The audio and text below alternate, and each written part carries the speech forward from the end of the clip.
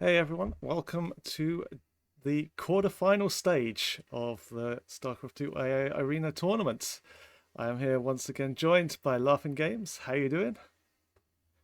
Hello, hello. I'm doing just fine, thank you. And Ketrock, how's things in your world? Yeah, going well. Cool. Interested to see how this final bracket works out. Yeah, we cemented our final bracket last week. We had some sad eliminations, losing Sharpened Edge and 12 pool bots, and what was the other? Kaninana was dropping out as well. Sad to see them Mm, go. That's a Uh, surprising one. Yeah. yeah. Kaninana's always such a strong bot. Unfortunately, not in our bracket tonight. We will have a look at who is there. Um, and it is Eris, no surprise, up against BenBotBC today. Yeah, we may be having our best match first Yeah. today, as Eris and Benbot is just uh, so good. They've had some really great matches in the past, and both the devs are very, very active, so I'm excited for it. Should be a good one. And then NegativeZero also on this side of the bracket, which is going to make this side of the bracket a bit lopsided there, up against MicroMachine. Yeah. And then we're going to have Zozo up against Sharkbot. And lastly, but never leastly, is that even a word? Tom Test up against Xena, which should be another really fun game. Yeah, I know there was an update window for the developers to push updates. Has every developer submitted updates or just a few of them? Most have. Micro Machine hasn't. That's not surprising. Yeah. Unsurprisingly, I can't remember exactly which ones did, but I think almost all of them did. Um, Apart from Micro Machine, and I think there was one other, but I can't remember who it was. So we will find out. Um, but yeah. Anyway, the first match of the day, as we have just discussed, it is Eris.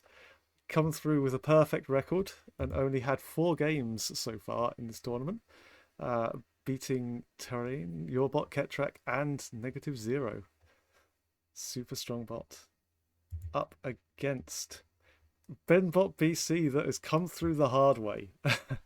A loss in the first round to Ketrock, a loss to Sharpened Edge, followed by a straight run beating Terrain, Dominion Dog, sorry, and 12 pool bot, which is very, very impressive to come through after such a disappointing first 2 games. Yeah, it's quite a comeback, and it shows the quality of BenBot. Yeah. And yeah, I mean, there's not a lot of bots that in a best of five I think could take down Eris, but it's like maybe BenBot can do it. It All the right. developers just gradually improve the bot bit by bit, and it's become very formidable. So All right. Let's take a Yeah, look. I actually got a little curious, and I took a little bit of a look at their match history, and I do see BenBot's taking some W's off of Eris on the ladder. Now I know Eris has been testing out some new stuff on the ladder, so I'm not sure how much that'll equate to this tournament, but yeah, it'll be interesting. Oh, looks like we've gone right into it. Okay, spotting down in the bottom right, we have the red Zerg. It is Eris.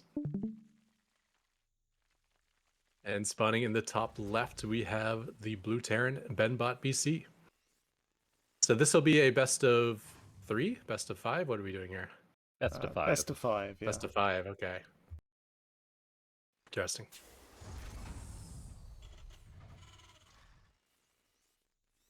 Yeah, pretty early barracks out of BenBot BC there.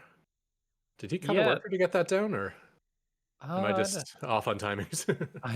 maybe just a little off on timing. I'm not sure, but it is sending out multiple SCVs, like sending one across the map, one to scout locally, and then one to build, I believe, a depot on the low ground. So getting that wall started nice and quickly, and doing some diligent scouting. So is Eris, though, sending out its scouting drone.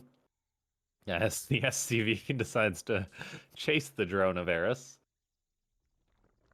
That's an interesting choice. 'Cause I feel like okay, yeah, I feel like that SCV is meant to build a bunker, or maybe it's just scouting.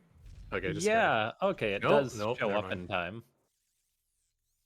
However, that drone and for Eris is going to give the notification that it needs in order to shut this down. Overlord flying above too. It's kind of a hard proxy to get off by surprise, and Eris's developers aren't the kind to let something like this slip by them. So, do we have game music? Is that a thing we can get turned on, or I think it's I Control don't know. M to turn that on in the Have a look. client.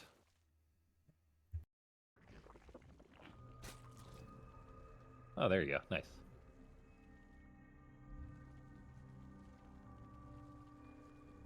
Okay, so BenBot does not get off the successful bunker rush. Looks like it may be killing an overlord on the other side of the map, though, so that's really nice.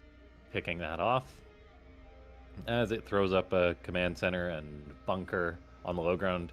And looks like it's starting to build a forward bunker against Eris, but a little further back, as sometimes the bot does make that adjustment. As this is a very powerful strategy, and it may be finding a second overlord, so that would be huge. And looks like it will get that second overlord of Eris, so that's very significant. That's minus 200 resources for the Zerg. Looks like Ketrock has disconnected. Yeah, I think Ketrot's disconnected for But, the moment, so you're stuck with me until he comes back. Sorry Oh, about that's quite all right. I wouldn't say it's stuck. We'll see when Ketrock gets back. But yeah.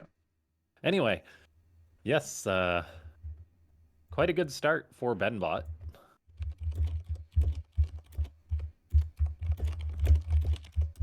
As we do have Eris producing some roaches. It's very good at clearing these bunkers, like these idle positions. It doesn't generally feed units into it, so it's probably just going to wait till it has like a couple of Ravagers out and start corrosive biling that down. And yeah. So I think it's something Eris does really well is the Ravager play. Something that he can obviously go straight into there, and that's very good for clearing the bunkers. Yeah, it is. It is really, really useful for doing that. Looks like we do have a third command center on the way for BenBot on the other side of the map as Eris sets to clean this up. SCV will repair that bunker for a little bit to buy some time. Yeah. As, yeah. That is BenBot going down just... quite quickly, though. But It is, yeah. Just one SCV to repair it. Eris made 4 Ravagers, not just 3 or anything like that. The Marines are trying to buy a little bit of time, but those corrosive biles are consistently getting off. they're buying that time with their lives, though. I don't like this. Yeah, we'll see. BenBot is usually pretty good about pulling its units back, and it's kind of trying to do that, but the Ravagers are just chasing, so the Marines are a little make sure confused. they don't drop that bile on themselves, though. They're very close with that. But yeah, I think I have seen Eris corrosive bile its own stuff occasionally. Maybe I'm thinking of another Zerg bot, but it is something that you do have to watch out for. That was quite good dodging, though, so I think possibly it's got code in there to make sure it doesn't. But it's getting very close. Yeah, the developers have been experimenting with like some more Ravager focus builds too, I think, lately. And now we've got BenBot on the back foot. However, it does have a tank on the high ground with a bunker as well. Abyssal Reef is quite a good map for BenBot as it pulls just enough SCVs to save that bunker before the corrosive biles can kill it. So that is really nice for the Terran bot as it kills off some of those Ravagers. Did lose a fair amount of SCVs though on that defense, and also. Yeah, can you press Shift L to maybe see how many died so far? Only 4 actually. 4 SCVs. That's not as many as I thought. So yeah. Yeah, it's not terrible. BenBot is getting up a third command center on location behind this, so like that's one of the nice things about Abyssal Reef for BenBot. It's quite a good map for BenBot's playstyle. There's lots of choke points. There even is scenarios in which it's difficult to attack into just one of the bases, Like, so it'll be interesting to see what attack paths Eris takes later in the game. Yeah. But, I'm just going to pause it 1 sec because the music is quite loud. So I can turn down the music slightly.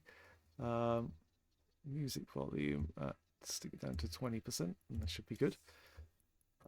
All right, I think we're good. That should be better.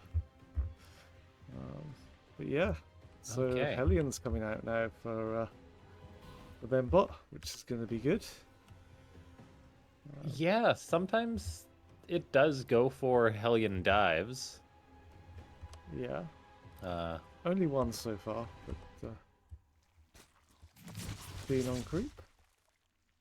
Yeah, it's scouting out. And we've already got a battle cruiser on the way as well for a BenBot. This is quite reasonably timed for the like, I know BenBot has BC in its name, but sometimes it does actually delay the battle cruisers quite a bit.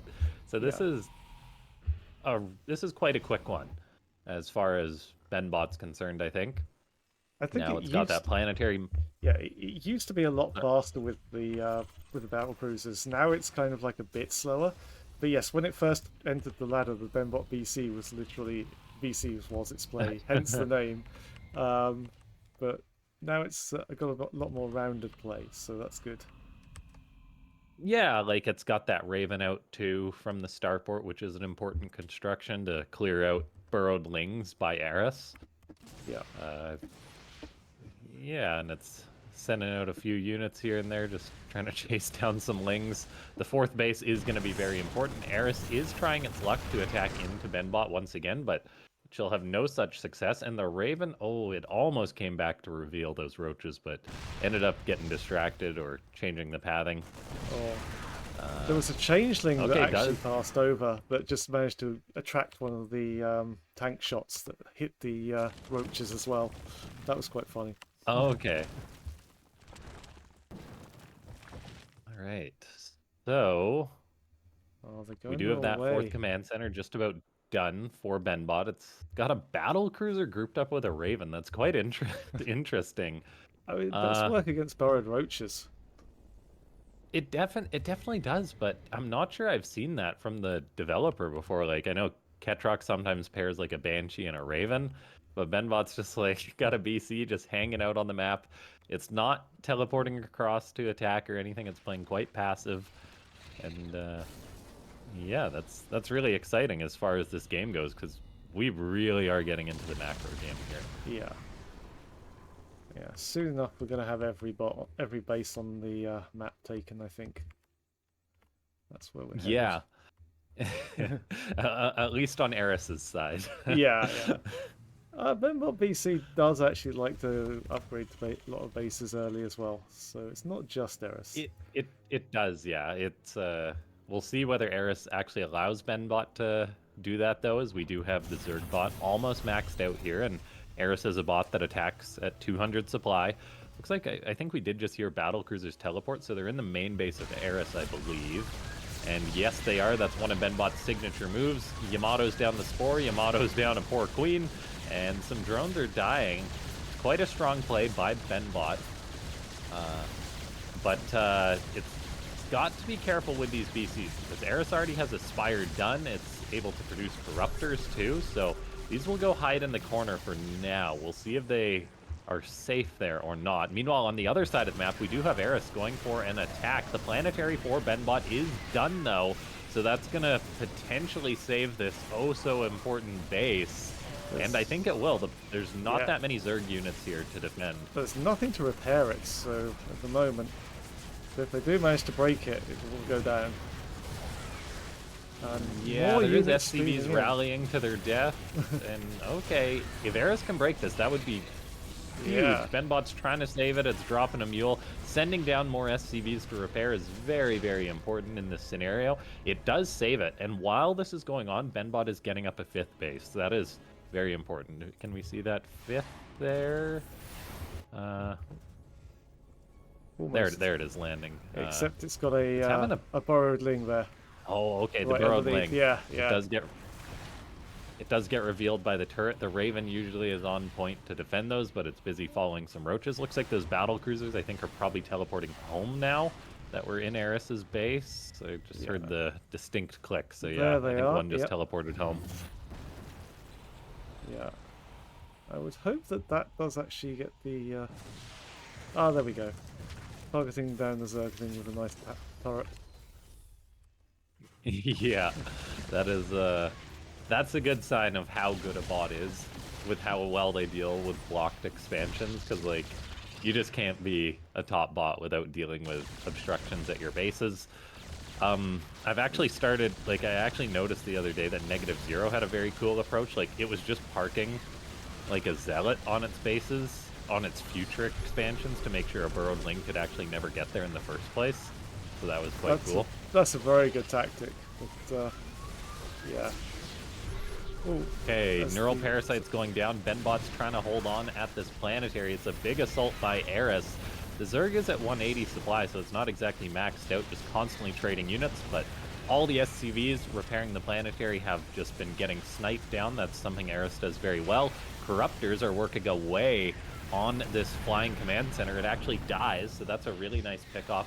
However, BenBot keeps the base alive for now, which is massively important. Yeah. I think if you look at the income as well, like it's nearly 2-1 for Eris at the moment. So, yeah, there's a... You can afford just to throw a few units away and not really care. Yeah, actually very cool. If you look at that income, BenBot's actively not mining gas right now. That's because it had a bit of a gas surplus, and so it must have just focused on pulling SCVs into mine minerals until that sort of balanced out a bit. So very cool economic management by BenBot. Yeah. And now it's back to mining gas, but that's something that's a very good feature in bots, because you don't want your bot to be like focusing on one resource too much and having 3,000 gas and no minerals, or vice versa. So. Yeah. Oh, absolutely. And I think Comtest has a very good approach to that. It doesn't mine gas. It doesn't need to. We'll see Tom Test later today.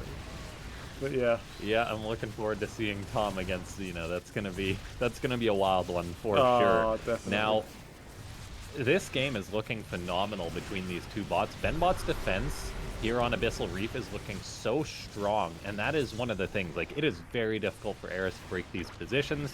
The reinforcements are just so close to the fourth base, constantly coming down the ramp.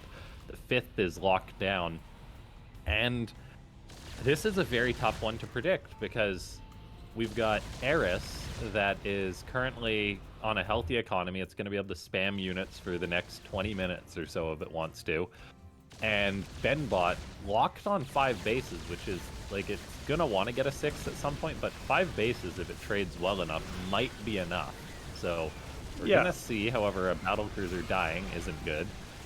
This bot is base is under siege now, but so often this planetary has been a hero for BenBotBC. Yeah, it just doesn't go down. It's so important. Yeah. Eris fighting on the planetary. It's getting close to getting it this time, though, so we'll see. Like, Eris is targeting that down, and it does actually perish, so that is huge for the Zerg bot. That's a big BenBot loss. was so close to keeping that alive once more, but now Eris is going to shift focus to attack this base, this other planetary. But look at that, the Hydras, they're targeting down the SCVs, because Eris's developers know that you can't just let a Terran repair the planetary, or you'll just feed units into it non-stop. So targeting down those SCVs is step one in killing a planetary. Yeah, where we have seen Eris struggle in the past, it's basically when it does take all the bases and does take all the minerals, but just spams units and can't break a position. And that's definitely something Eris has struggled with. So, it's BenBotBC still very much in this game. Yeah, BenBot isn't dead. It's a little bit concerning having lost that 5th, but it is making moves to re-secure it. Yeah. And yeah, like as you said, the trades are quite good for BenBot. We're currently at 17,000 resources lost to about 29,000. Yeah. So that's a fair ratio for BenBot. It's not the best ratio if you look at the base count, but it's not bad. It's good, yeah. Definitely BenBot is the more efficient bot in this scenario.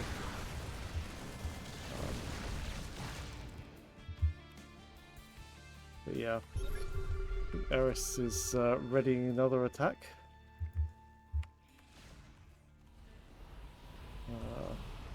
BenBot just trying to clear some creep, I think, and trying to get some a bit more handle on this map. Because as far as map control goes, it is not even close. No, Eris, that's the thing about Eris, like once it takes the map, it is so difficult to move out to say take a 6th base or something, because like it just never stops attacking. Yeah, definitely. As you see, the 5th is under siege again. Looks like it might go down again this time. Yeah, just the sniping on the SCVs is so big. Yeah.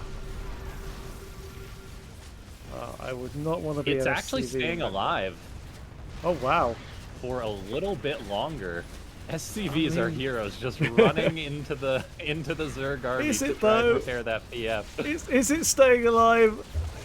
It's Just so close. I Oh. mean, there's more SCVs coming down. Go SCVs, go! Save the planet. Go, my little And brothers! They do. Oh, they are. They are the heroes of this game. 151 of Now- them have died. Oh my gosh, that's where a lot of Eris is getting its efficiency. The Widow Mines are a really nice add for BenBot, firing on the Hydras and the Corruptors periodically. That Planetary is all of a sudden full HP again. And yeah. welcome back, Ketrock. How's it going? We are currently seeing Eris trying desperately to break this 5th, and it may do it.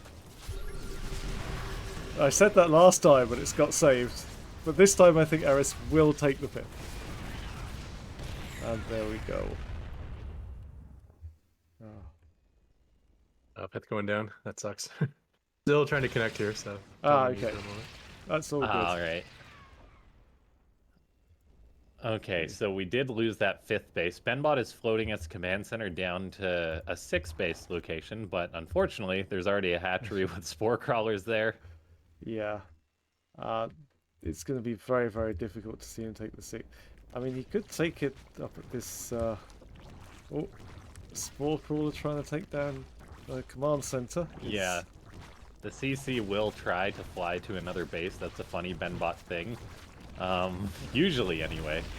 But it's just having a very rough time. If we look at the supply, things have got drastically worse for BenBot. Yeah. It's just not able to replenish its army as it once did.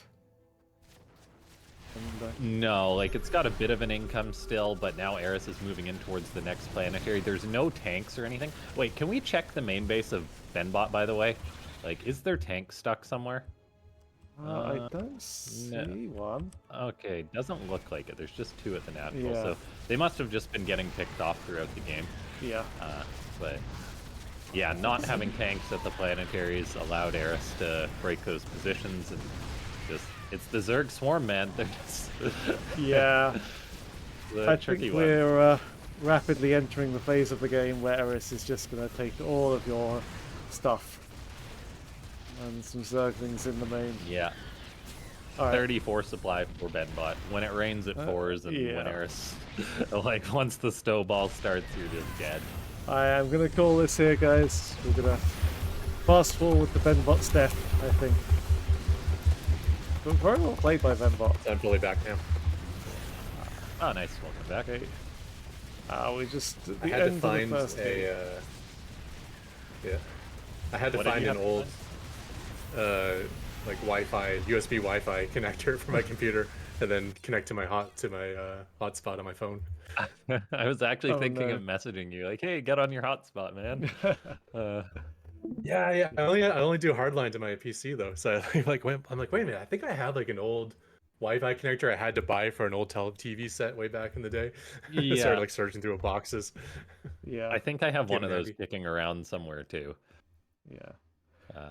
Yeah, this is old television set that like you had to get this very specific brand of Wi-Fi connection for the smart TV portion to work. It's like one of those old school smart TVs. Yeah. Is your Yeah, I'm lucky that my is PC has a Wi-Fi card. Yeah, mine too. Is your main internet just completely dead then? Yeah, it looks like it. I'll switch back if it ever comes back. But Okay, cool. Yeah, hopefully it should be all right though. I got tons of data on my phone, so I don't mind too much. That's good. Nice. All right. Well, I guess we better have a look at game 2. Yeah, thanks so much to everyone for tuning in today. We are in the playoffs of the SC2AI tournament. Yeah, just click the follow button on the Twitch and like the stream and stuff like that. It's to help get more eyes on it. Yeah, definitely. Thanks, Flip. All right, let's go. Reminds me I haven't liked it yet. There you go. Okay, so spawning on the left-hand side of the map, up 1-0, we do have the red Zerg Ketrock. Trying to make a comeback in the series, we do have the blue Terran, BenBotBC, spawning on the right. All right. So Eris currently has a nice 1-0 lead in the series. Much more wide open map. Yeah, definitely. It's a little concerning for BenBot that it lost Abyssal Reef, because that is, I think, a BenBot favored map. So yeah, this one's got a nice wide open center, which typically is a good thing for Zerg opponents, but there's some other interesting aspects to this map. We do have the gold base, which with rocks behind the minerals, which may trick some bots who can't figure out where the bases are actually located. But also, if you take it early, it gives you a nice economic lead. And we do have a different opener of BenBotBC, as he's going for a proxied barracks this time, although unfortunately for him, it looks like the Overlord is right on the path to that barracks. yeah, looks like Oh, it is. It turned. Okay, nice. Yeah, we'll have to keep an eye on that, how the Marines do. And this is actually a double racks opening from BenBot, so a bit of a custom build maybe for Eris here, as I don't think I've seen BenBot open 2 racks against Eris previously. Yeah, Chris does like to keep an eye in front of his base with his second Overlord, though, so any bunker throwing up in range of that natural hatchery will be in trouble. Yeah, that is a very good design choice by the developers. Drones should be immediately pulled towards that. Now, I'm curious, is the second racks is in the main base of BenBot, it looks like? I believe so, next to the gas geyser, it looks like, on the minimap, yeah. Yeah, then it goes for a tech lab on that rack. So this is like something completely unusual for BenBot. We've got the Marine being chased away by the drones. It's doing a good job kiting back, costing Eris mining time, as a second Marine rolls in, but will not save his friend, unfortunately. And the bunker actually did finish up somehow. Yeah, it looks like once the first Marine arrived, the drones were a little bit afraid to continue working on that SCV. Yeah, so a very successful proxy so far from BenBot. There's those 2 racks done, so BenBot is able to rally more Marines over here with a factory on the way behind this, but Eris has got to deal with this proxy. It's got a Roach Warren on the way, Burrow on the way, but that's not going to be done for a while. Queen goes very far off of creep to get the SCV. The SCV actually doesn't run away far enough. Yeah, and that's actually probably worth it. You'd think Queen running by a bunker off creep is not a smart move, but I think that SCV has more value than the Queen itself does. So, yeah, BenBot may be sending another SCV across the map. It sometimes does that, so that could be quite helpful. Another Queen rally. That third Marine really cost them. If that third Marine in the bunker much earlier, I don't think that Queen would be able to transfer to the third. Yeah. Oh, is there a Marine at the third? Yes, there is. However, his friend does help take down the other Queen. Just about. Chasing the Queen down. We've got Eris taking some losses early on. That other Queen will stay alive somehow. How did they both survive? I don't know. Eris does lose an Overlord, though, that was rallied over the bunker. Finally loses one of those Queens. BenBot's just rallying over more Marines. It's got Concussive Shell on the way as well, and Marauders showing up. So some more muscle being brought to this push by BenBot. And this is looking really good. That Marauders zoning the Ravager away from the bunker. The hatchery is being worked on. Eris is in quite an uncomfortable spot. This isn't somewhere you see Eris this isn't the type of situation you see Eris in too often, so it's really cool to see. Yeah, that's natural base is really under threat now. It's about to go down. I don't think the Ravagers will be able to break through in time, even if they can break through at all. There is only the one SCV repairing. Yeah, another Ravager does come from behind, actually kills the SCV, so the bunker will be breached. However, bad rally on Overlords, fly over that bunker once again, so that's a double Overlord kill, just about the Overlord staying alive just barely. Oh my gosh. Eris has been quite lucky this game with units on like 1 HP. Okay, BenBot does get pushed away now by Eris. Yeah, one thing I realized when I made my bot is you can't just prioritize your targets by like the type of targets. You have to prioritize by their hit points as well. So like, yeah, you really want to kill the Ravager, but if there happens to be an Overlord on 1 hit point, you should probably take a shot at the Overlord too.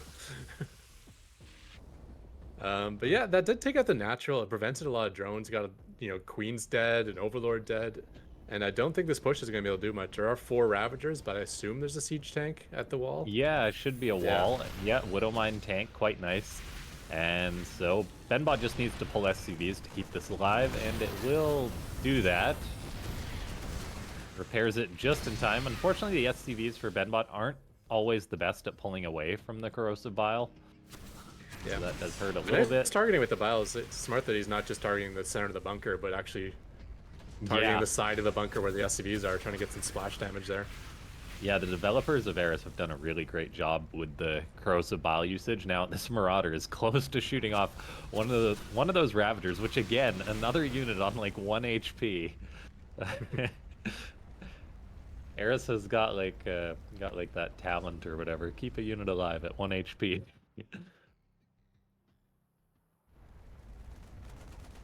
Now, there's still no third base on the way for BenBotBC, and he was cutting workers at the start to get the bear sent early. He was sending SCVs across the map, so it's not like his economy is in like this amazing position.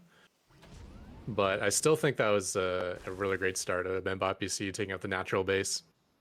Yeah, like we're 6 minutes in and Eris has just reestablished its natural, so that is quite good for the Terran. Really cool build by BenBot to change things up. As a Terran player, I always forget how devastating it is to lose a hatchery, because it's not just a mining base you're losing, but it's your production as well. So putting them down to like 2 hatcheries, like you can't build that many drones and units off 2 hatcheries, even if you're ejecting nonstop. But third base is down now. 4th is on the way. I assume we're going to be seeing a third base fairly soon out of BenBot as well. This Overlord for Eris is doing a great job scouting and staying alive. There is BenBot's third. And yeah, we'll see whether... I want to see if BenBot can get that Overlord. You can do it, BenBot, I believe. Oh yeah, that's true.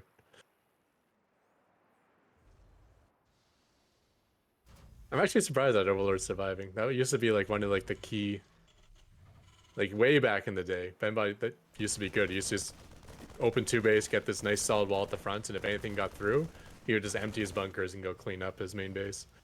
But it looks like that doesn't apply to Overlords anymore. Or maybe it never did. The Overlord barely survives again. Another Marine rallying out should be able to get it. And Raven pops out too, so now that is... Should it? Burrowed units are in trouble. Oh, no. Oh my gosh. Survived again. Is there a Marauder or a Marine coming out of that Tech Lab barracks? It is a Marauder. Okay, Marine here comes a Marine. This should do it, I think. Okay, the Overlord finally dies. BenBot's got a fusion core on the way.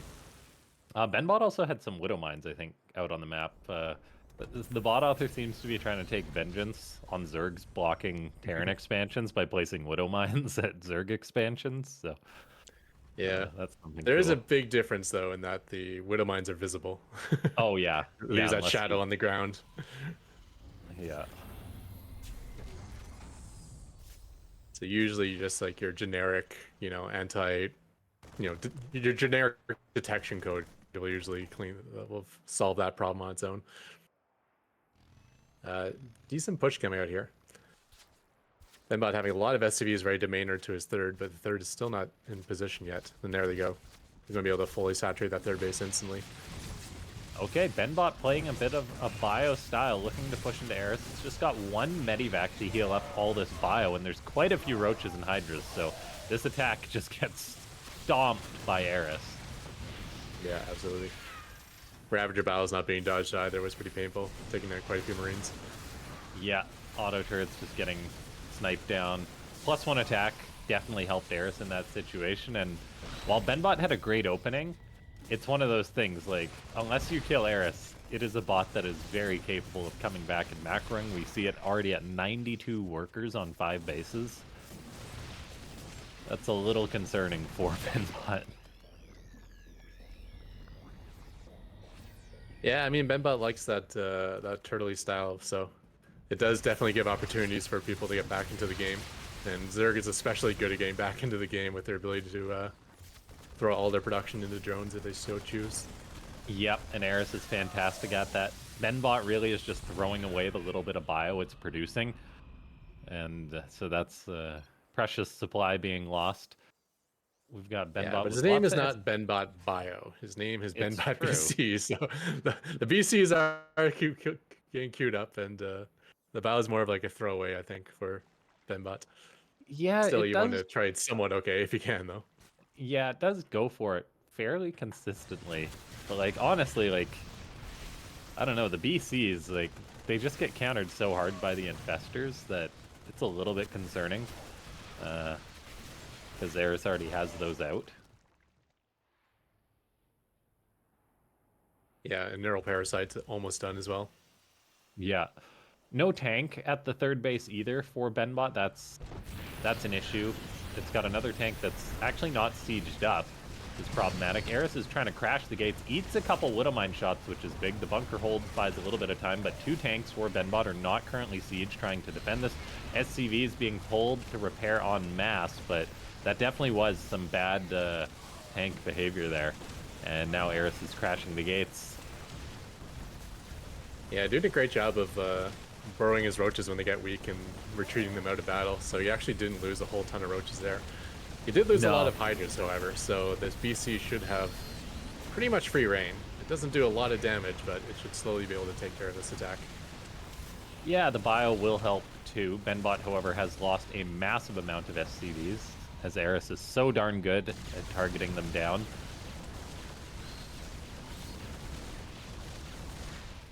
Yeah, I mean, it doesn't look like it's going great for BenBot, but he is getting to the part of the game he probably wants to get to, which is like, can I get up to 4 or 5 bases and then just start trading well? Now, trading well against Eris is easier said than done, but in general, Terrans usually trade pretty good against Zerg in the bot meta, so we'll have to see. Usually pretty good. There's Widowmines going off on some of these Hydras. The battle cruiser is still shooting away. The planetary is holding the line for now, but Eris is at 200 supply. BenBot is at 92. Yeah, Roach is still pouring in. Kind of trading off his army for just like a handful of SCVs here now. Oh, there's the Neural Parasites, however.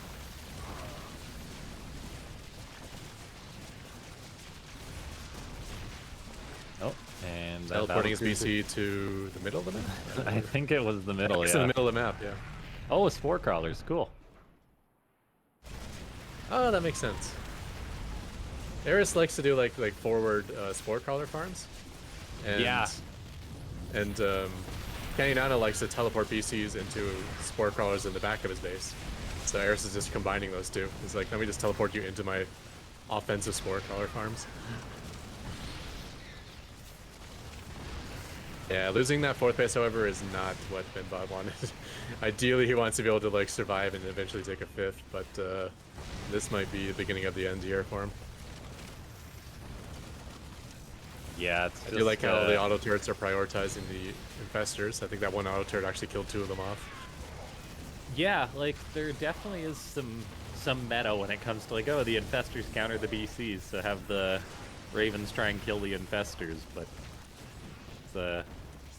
it seems that Eris still gets the better end of those trades most of the time, as the Zerg is just swarming being so darn aggressive, and Eris is not one to dilly-dally. Like, it's gonna go into this planetary. It's sniping down all the SCVs, and that's exactly how you break a planetary. So I think BenBot is pretty dead here.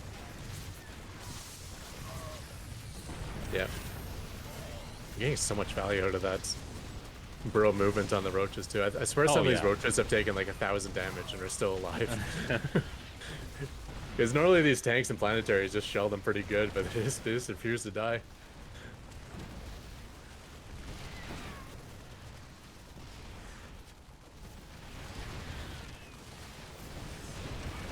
One thing I forgot to mention was one of the early side effects of that push from BenBot was the creep spread actually got a very late start for Eris. But that has been recouped, I would say. Yeah, you wouldn't believe that looking at the map right now, but yeah. This also burning down will actually be a big deal because that's what's spotting all the roaches. Yeah, BenBot can usually hang on for a bit, but eventually it does get broken. Well done. I like that smattering of Brood Lords to get thrown into the late game too. Just a nice way to crack through defenses. Yeah, Brood Lords are not an easy thing to program against, I imagine. Yeah. I don't think anyone's tried like the big Sky Zerg late game, but just a smattering, and I think that's all you really need. Get friendly fire from the siege tanks as well. Yeah, pretty cool. GG. GG. Yeah, GG there. That's a fun game. BenBot with a great start, but yeah, like you say, you just couldn't really convert that and decided to go back to turtling, where keeping the pressure on might have been a better option. Yeah, there's definitely some potential with that start there, especially how he is able to separate the third base out. Like, there was potential to take out the natural and the third, as well as all the queens and drones are in those areas as well. So yeah, that would have been fun. It was a good start, but yeah, there's potential to even improve on it more, I would say. Of course, there's also potential for Eris to stuff that push before it even gets going. Oh yeah, something for both authors to work on, I guess. Eris is so good at that. And, yeah. All right. Yeah, I think once that first Marine arrives, the drones become very scared, where they could have kept just gunning down the bunker or whatever. Yeah. All right. Let's take a look at game 3. Okay, match point now. Eris spawning in the top left is the red Zerg. And in a must-win situation, it is BenBotBC spawning in the bottom right. Yeah, being down 2-0 against Eris is not a great feeling, but BenBot can take maps against the Zerg, and Thunderbird is another one of these turtle-y maps, because if you defend the natural, you're also defending the third base, so... Yeah. BenBot has like the like the witchcraft energy advantage of two things he always has. One is he's always counted out and he never gets actually eliminated. And two is that he goes down like 0-2 and comes back to win. As he even did in this tournament early on, going 0-2 in the Swiss rounds.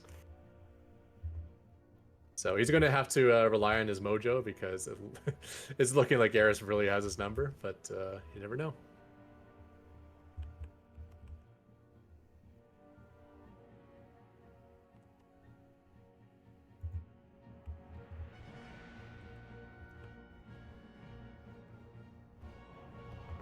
SCV does arrive. Barracks completes and bunkers immediately thrown down in the next game frame. Nice timing on that SCV arrival. Yeah, there's the drones, though. So the question is, will the Marine arrive before that SCV dies? And unfortunately did not get lucky on the bouncing. And the Marine actually looks like he's heading back home. So this is going to be completely abandoned. Still, like, kind of break even. I mean, you did pull 6 workers off the line to deal with 1 SCV. Yeah, it's not terrible for BenBot.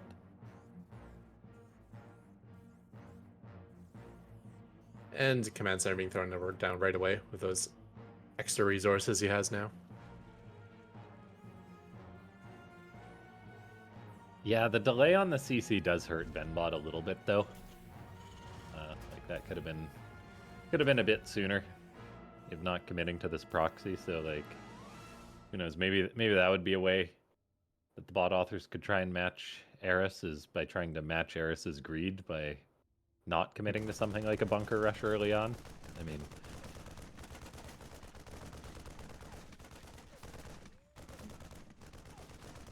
Overlord is fleeing to his little outpost. It's kind of nice that the API gives us enough information that we can calculate where all those Overlord spots are. okay, nice. So we do get like, we know whether terrain is pathable, like somewhere a unit can stand, and we know whether terrain, like we know the terrain height. Okay. So given those two pieces of information, just find like the really high terrain that's not pathable, and those are probably places This you can is hide. quite nice for BenBot, as Eris just pulls drones to try and deal with the delayed second attempt at the bunker rush, and loses like 4 or 5 drones, maybe 6 now, as it's waiting for Lings to get out. So the timing on this follow-up for BenBot was actually quite nice, as it does successfully get a bunker up between the bases. Yeah, it looks like the issue there is that Eris is afraid of a completed bunker, but he's not afraid of Marines. So until that bunker completed, he just kept pouring more drones out to defend, which was not working out well for him there. And now there's a Yeah. bunker between the natural and the third, so that's dangerous for Eris as well. It's very, very dangerous, and the Zerg also is only on 17 drones after losing that many. Like, that is an amount that takes a long time to come back from, even with speed mining. Yeah, absolutely. And if nothing Queen else, goes that'll down. at least keep things like somewhat even. And since the initial bunker rush failed, BenBot actually got his natural down much sooner than in game 2. So it wasn't like a fast natural per se, but it was still a lot faster than expected. Yeah, this is getting so much work done for BenBot. It's now going to repair that bunker up a little bit more. Corrosive Biles are going down, and 1 SCV can repair decently quick compared to 2 Ravagers, I think. So it's keeping that alive a little bit longer. Down here. Oh, it's surprising. There is 3 Ravagers now, though, so this time is done. But still, tremendous value out of that bunker. Oh, yeah. So many kills. Even the Lings is a big deal. Eris is on 23 drones right now. It had to invest in those Ravagers. BenBot has got its wall up at its natural. The 3rd command center is almost done. Ignore everything I said about not going for bunker rushes, maybe, because that definitely worked out very well. Yeah, the thing is, though, I mean, Eris doesn't really have much of an economy, but what he does have is plenty of larvae and plenty of hatcheries. So if BenBot's taking his sweet old time taking his 3rd base, I can see this being a problem. But as I say that, the 3rd base is actually landing in position already. So, yeah, nice lead for BenBot here. It doesn't look like he's going to be able to... Doesn't look like he'll be giving up the lead very quickly. No, it is BenBot, though, so... Every now and then it does just sit back too long against its opponent. Like, I don't think Eris has to really worry about a big counterattack for the next, I don't know, 5 minutes or something like that. Maybe like the odd bit of harassment or something, but it will get the opportunity to get that drone count back up. Yeah. Nice scan out of BenBotBC there. It actually resulted in 3 roach kills. Yeah. Yeah, that was really nice. North bunker is very vulnerable, though. You see, every time there's a wave of files, he's pulling like 5-6 SCVs off the line to deal with the repair. So it's the repair cost plus all the missed opportunity to be mining with those SCVs. Yeah, it does look like Eris elects to go home, though, with the Ravagers, or maybe it was just chasing a Hellion or something, because now they come back. No siege tank on the production tab either, so I think that bunker's going to remain an easy target, at least for a little while.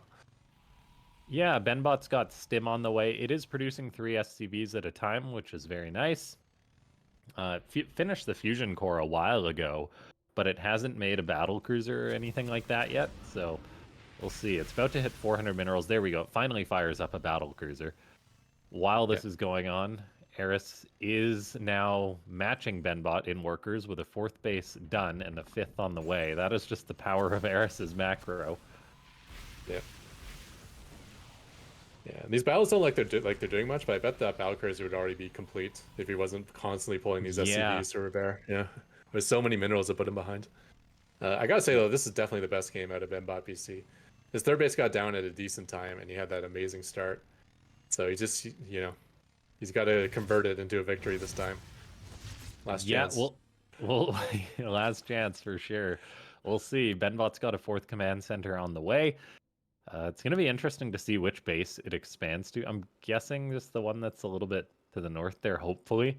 Hopefully it doesn't try and like take the base on the left side with the mineral wall blocking it, like Eris has done for its fifth base. Yeah, well, I mean, you can walk around to get there. I don't think it'll get blocked by the mineral wall per se. No, you can walk around. Just it's a very bad path to take a lot of the time. So this is one of those maps where you could have a custom build too. Like, there's basically one shared ramp that defends 3 bases. yeah, Like, you see all this fortification at BenBot's third base. Normally that's necessary, but in this case, I don't think No, that third it's base not. is ever going to get attacked. It's got a mineral wall on one side and the natural defending it on the other side.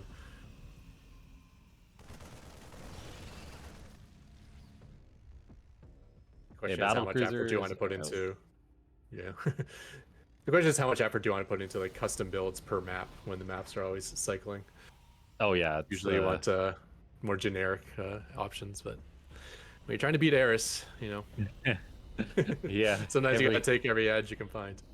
Everything's on the table, that's for sure. BenBot's got a nice amount of SCVs just hanging out and waiting to saturate up this fourth. So once that lands, assuming it can land, if there's nothing blocking it, hopefully.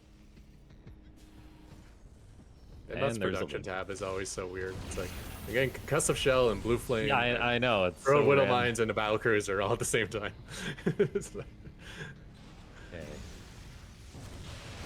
Eris is spending lots of resources on its own production tab, getting up so many upgrades, so many structures. The Zergbot has now taken a supply lead, and will be maxing out in the next minute or two. But BenBot's going to have a fair amount of supply to try and match this. There's that click of a battlecruiser teleporting. Yeah, weird time to teleport. His fourth base is under heavy attack, but it does get shoot away. Yeah, so I would definitely say Eris is winning at this point in the game, but it does feel like a game where BenBot will be able to establish a fifth base, get to the late game that he likes in a decent spot. Yeah. And like will he be able to outmatch Eris in the late game? I think is what this game is going to come down to. It's going to be a challenge because, like, as far as efficiency goes, like, those battle cruisers, they're going to be dead in a couple minutes once those infestors get out. Like, they just don't get that much efficiency against Eris, I don't think. Like, BenBot really gets its efficiency from defending on its planetaries with tanks and that kind of thing. This bio is trading out as well as it can, but it will just die to these hydras and roaches. Yeah, but it got some kills. I mean, I know the bio is not a major focus for BenBotBC. It's more of just like somewhere to throw my minerals sort of idea. So the fact that it traded decently, I think is good enough for him. Okay, Eris goes in to try and break that fourth base. So much Zerg just charges forward on top of this planetary. SCVs are being targeted down before the PF dies. BenBot may rally more to try and repair this, though. Battlecruiser in the sky is helping out. Bit of bio, a nice scan in order to push this Zerg army back, and a few SCVs do come in to repair up that PF. Yeah, basically traded an army for his entire mineral line. Oh, there's the neural parasite, though. Yeah. Oh, did he just Yamato his own battlecruiser? No, I think he Yamato'd an infestor there. So, like, BenBot does have good anti-infestor behavior, just it doesn't usually seem like it's enough to make them work. BenBot does have a fifth base getting established, which is important. Yeah, I mean, he did lose a good amount of workers there. I do see him building forward to time, though, so those will be replenished quickly. But I think, this is what BenBot wants. He wants this, like, full 5-base economy. Yeah, getting a fifth base is definitely a win requirement in a late game against Eris. Now, still not going to be easy. We do have a tank at the fourth base, which that being out and in position is very important because we know Eris is going to try and attack on in when it hits like 200 supply again. BenBot's even floating over a 6 base. So that could be very, very huge for the Terran. If it can potentially get that up, then it'll have some base redundancy. Okay, battle cruisers out on the map, teleporting out before they get knurled is very good, or at least one of them does. The others are not so lucky, so that's -2 battle cruisers. Yeah, these Zergs are just getting really good against the BCs. I mean, BCs can still be solid. You just gotta be, you can't get caught in the open field. If you're hiding behind planetaries and missile turrets, then it's a different story. Yeah, it looks like BenBot will lose this planetary. Unfortunately, it didn't have a tank here in order to help defend that. There wasn't really enough SCVs on deck to repair that. The Terran, while this is going on, is floating a base down towards the left side. Creep may just be blocking it, though, at that 6 o'clock position. Yeah, it is. So that's unfortunate. Another command center is even flying out, but Eris continues to push on in.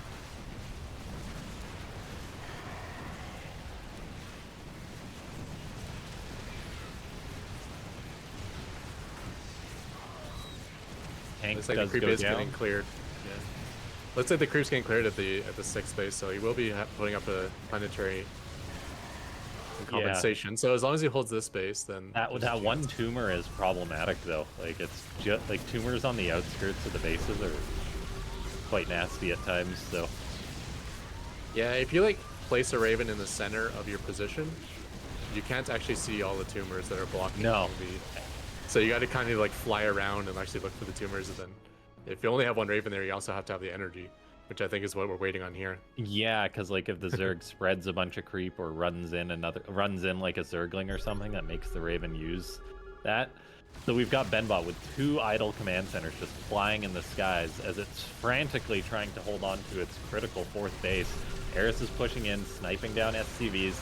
The battle cruisers above the turrets, above the planetaries, like you said, are really strong. Yeah, I mean, they're getting tons of kills. They're helping protect those SCVs, which are so important, because, you know, if all those SCVs get sniped at the start of the fight, that PF is definitely going down. BenBot even has ghosts in its army now, which is very cool. Okay, did it land the PF? Has it pushed the creep back? No, not yet. See, like, it's just unable to clear that up. It's now got a Ling. That's being a bit of a nuisance. BenBot is sending over battle cruisers. Yeah, even a Burrow Ling there. Okay, there's another tumor going down. One more tumor to go. Come on, BenBot, you can do it. The army is going away. There's still an annoying Zergling there, as well as the tumor. So yeah, when it's probably going to energy, it's not even guaranteed he's going to break through. Yeah, that's so painful.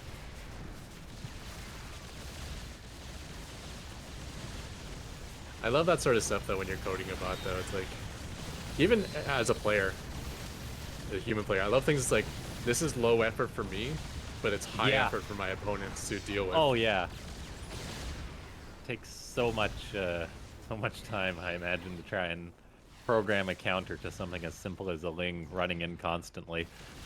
And yeah, it's really costing BenBot at this point. Like, BenBot's 3rd must be drying up at this point. It's just got that 1/4 base that's having its mining constantly interrupted. The lack of the 5th base is just really, really hurting BenBot. And yeah, it's quite a tricky position to be in. Yeah, BenBot actually having issues with his resource management as well, where he's not even mining gas, but he just has no minerals coming in. So I think like you need somebody to like cut down on purchasing bio, for instance, if you still want to get all those really expensive gas units. Oh man, Hydra's now pushing away the CCs. Yeah, that's on his last days. I think this should be the push that does it. Although there's not a ton of DPS there. A lot of it's queens and infestors and corruptors. Yeah. But there is no SCVs repairing. Yeah, it's unfortunate that BenBot wasn't able to defend that initial 5th base, because if it had been able to saturate that with SCVs, it could have kept it alive. It did keep it alive. 2 SCVs arrived to repair. couple ghosts. That's an interesting addition. That's something we haven't seen a Yeah. lot of from BenBot until recently. Yeah, a bit of the lair in the Infestor battlecruiser meta had ghosts. So the biggest issue repairing right now is actually the mineral intake. He needs to stop repairing, and then he gets a little bit of minerals, and he stops repairing again. Oh man. Okay, Eris expanding towards the left. BenBot still unable to land at that 6th base, it looks like. Is this why your bot adds like a Banshee usually with the Raven to clear up the bases? I actually don't do that. I clear it with just a single Raven, so I run into this issue as well. Okay, So the yeah, Raven's see, and waiting then, for the 50 energy to kill the okay. last tumor, but then if something else arrives, like a Zergling, he'll waste the auto turret killing the Zergling, and then the Yeah. tumor survives for another There's- minute and a half. There's another tumor being spread up. Okay, it must have just been a coincidence with like one of your creep clearing squads I saw the other day, because like your bot was actually Yeah. clearing like base out with a Banshee and a Raven, and that seemed quite effective. So Yeah, that goes along like the edge of the creep to clear out stuff. So it prevents the creep from getting spread all the way to my bases if things are going well Yeah. at least. But it won't deal with like the Broad Zergling or whatever is going on. yeah, maybe that is something that like BenBot needs to do, like assign a Marine or ideally a flying unit with that Raven just to really clear it out, because this is a common thing that happens if you watch enough BenBot games, that it just so often is unable to land that 5th or that 6th base because of like one tumor or one Zergling. Yeah, a single Raven, you know, it's easier to code, but you probably want to have like a little squad with it as well to help clear out. Yeah. One thing I do like- that's slightly better is that when the Raven doesn't have 50 energy, I'll swap it out with another Raven. Oh, okay, cool. So I always try to have a fresh Raven clearing up the bases. Yeah.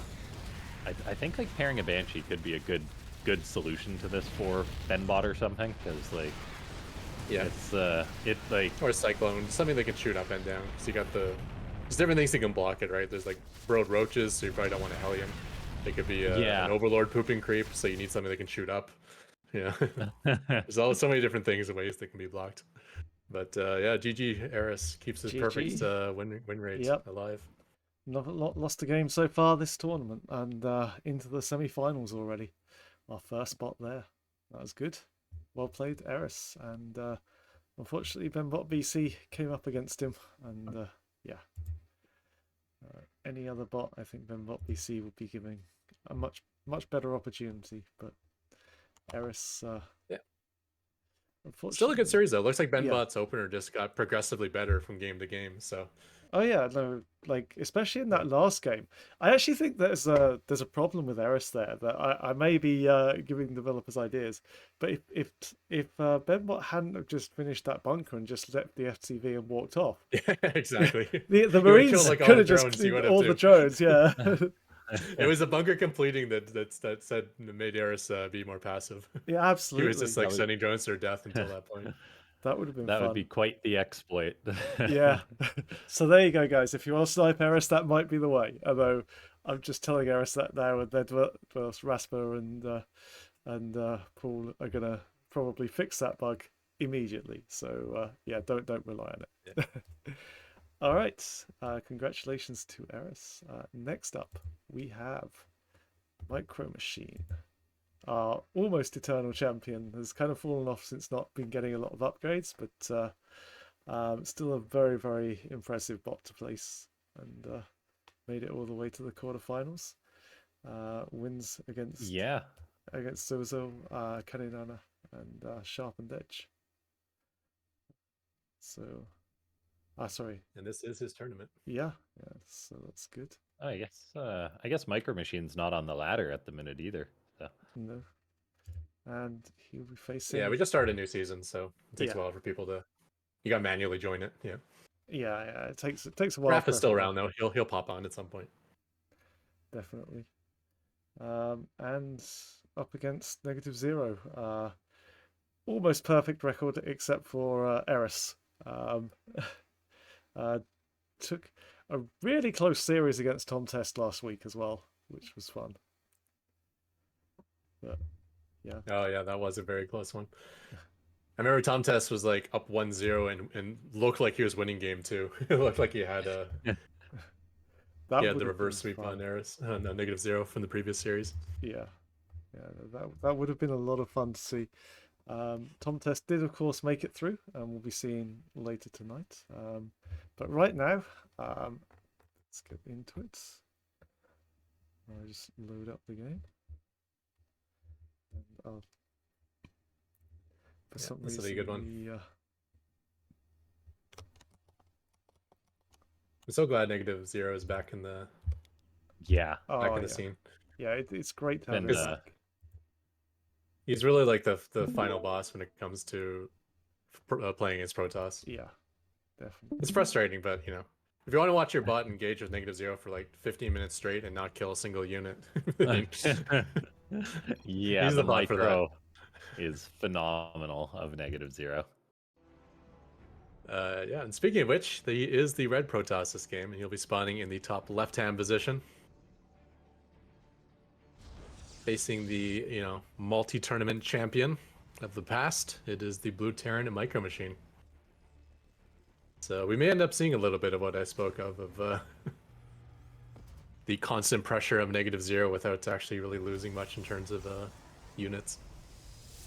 Yeah, NegativeZero is just so good with its army control. The fact that the developer's active is not something that is going to be in favor of MicroMachine, because they've had lots of time to probably observe NegativeZero versus MicroMachine games and see what goes wrong. So yeah. And even before he went inactive, NegativeZero had surpassed the level of MicroMachine. There was a time where MicroMachine was like the unbeatable, no one can touch him top, but then he went inactive and certain bots just kind of surpassed MicroMachine, and NegativeZero was definitely one of those. yeah, did MicroMachine print their win rates at the start of this game like it sometimes does in the chat? 8%. Okay. Okay. But yeah, it looks like he's trying something though. He's going for a bit of a proxy build here. However, we do not see an expansion out of NegativeZero. No, we do see an expansion.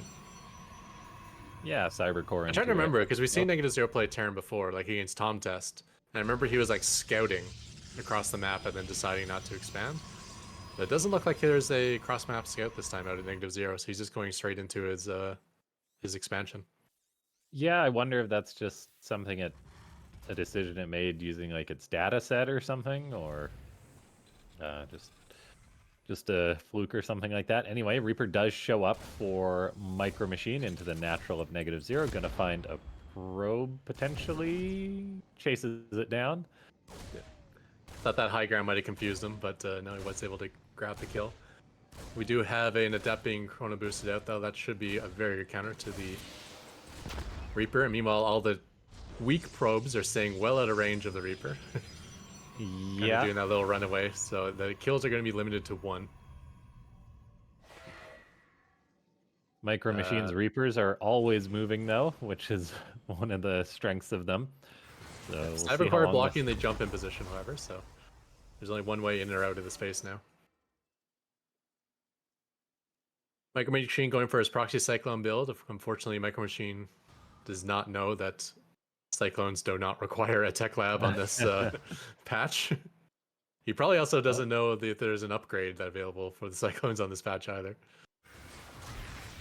Reaper does go down. Good hunting by NegativeZero's Adept. A second Reaper runs in, and it will be joined by that Cyclone eventually.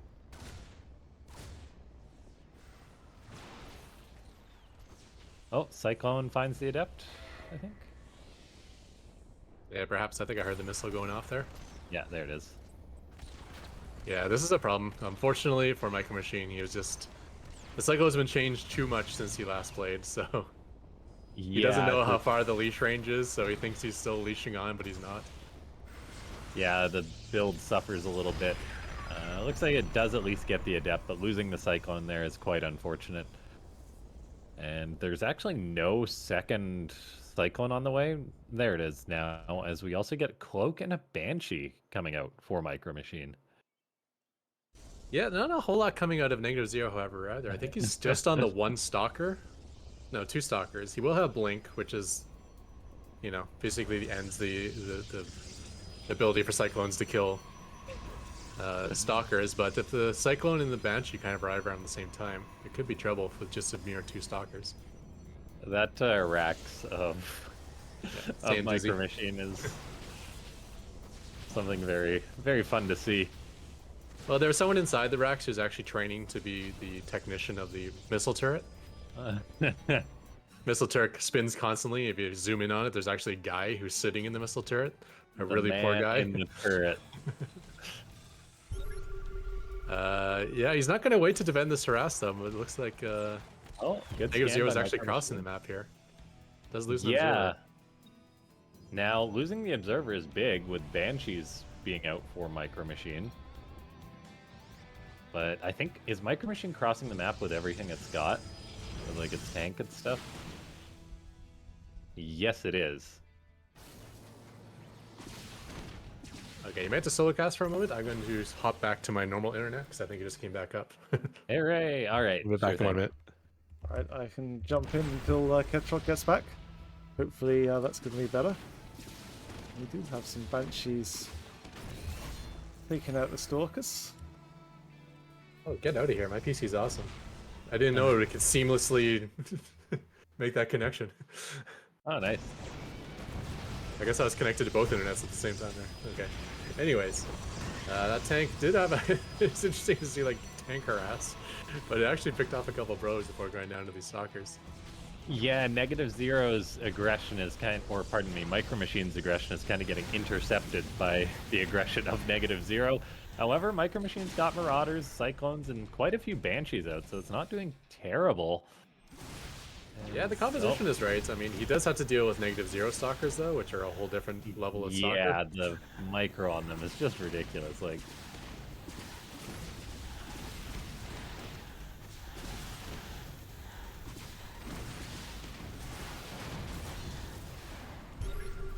the Viking is actually going to be key to this defense, because if it can shoo away the Warp Prism, then all that micro potential kind of goes away as well. yeah, Scan was dropped to try and get the Observer. Unfortunately, it does not succeed in doing that.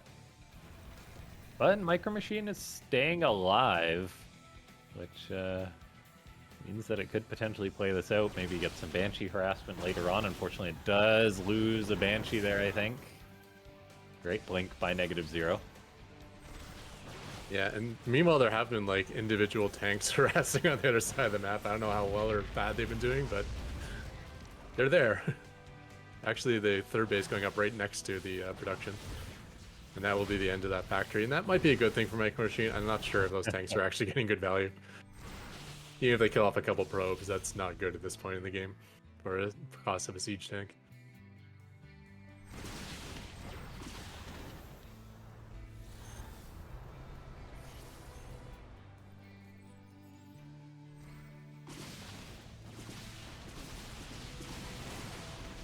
Okay, MicroMachine is attempting to establish a third base. It's got very few units.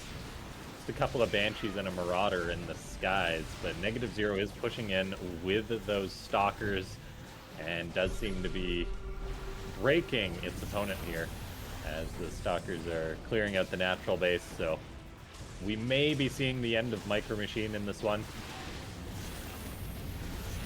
Yeah, there's too many observers in the air. I think these Banshees really rely on trying to get some advantage with Cloak, but just not enough scans to deal with them. And the Banshees end up fighting the Stalkers straight up, which is not good when there's this many Stalkers out on the field. Looks like the third base and Natural are both being vacated. And I think that's probably going to be it. Yeah. Fourth base on the way for Negative.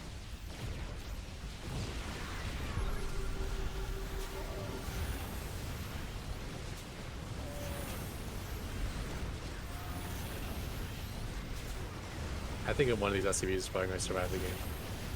No. I had a feeling he was going to lose all the structures before the SCVs, but NegativeZero is too focused on the workers. Oh, goddamn Tempest. I'm having flashback. I'm having, like, nightmare flashbacks on NegativeZero. It's like every once in a while you get a game that's actually going good for you against NegativeZero, then the Tempest arrive. It's like, oh my gosh. Oh, yeah. Level 2 of, like, the death of harassment. Yeah, never good when those Tempests come in. I think every Terran is getting flashbacks of cyclones from various different bots over the history of SC2 AI. So NegativeZero is one that does use them very well, though. But no. I thought cyclones are going to be so strong, because I was like thinking like, you know, with human cyclones, once you get like 3 or 4 of them, you can't micro them anymore. But with bots, it's like they can all individually be microed and leash on from maximum range. There's so good. But I forgot that I'm facing bots as well, which means the lock-ons get instantaneously broken whenever you lock onto them. Yeah.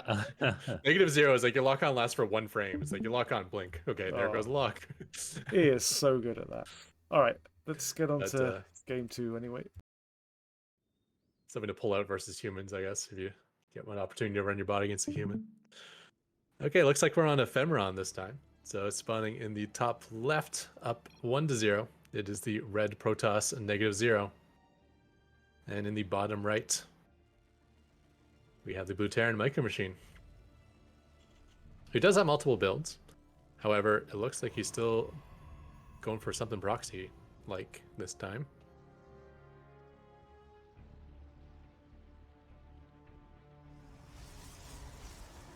Okay.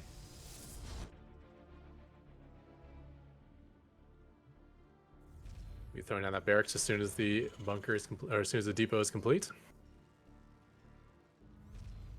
And there's the gas. So that narrows it down to anything, basically, except for a mass marine all in. Could be Reapers, could be Cyclones again. We'll have to see. Second gas being taken.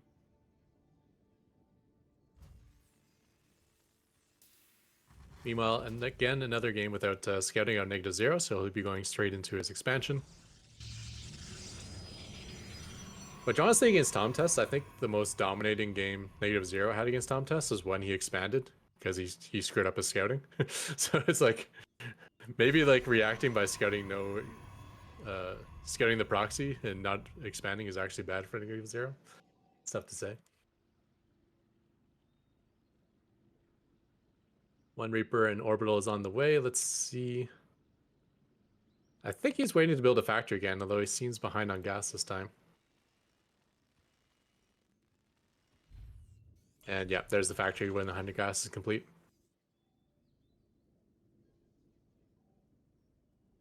This might be one of those builds that'll work better for MicroMachine if it's the it's got a main base where you can like bunker mine with.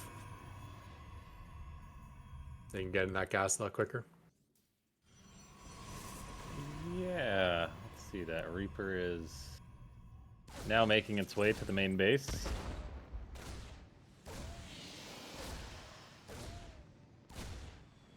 Once again, NegativeZero pulling back probes once they run out of shields, and they're staying just outside of Reaper range. Yeah, it hasn't even got one yet, has it? Looks like it will finally get one. Unlucky transferring probe. May actually get a second, so Yeah. that's a better result. Does it get a third? Not quite yet, although that okay, that is one lucky probe. You prioritize running away from the depth over finishing off the probe, yeah.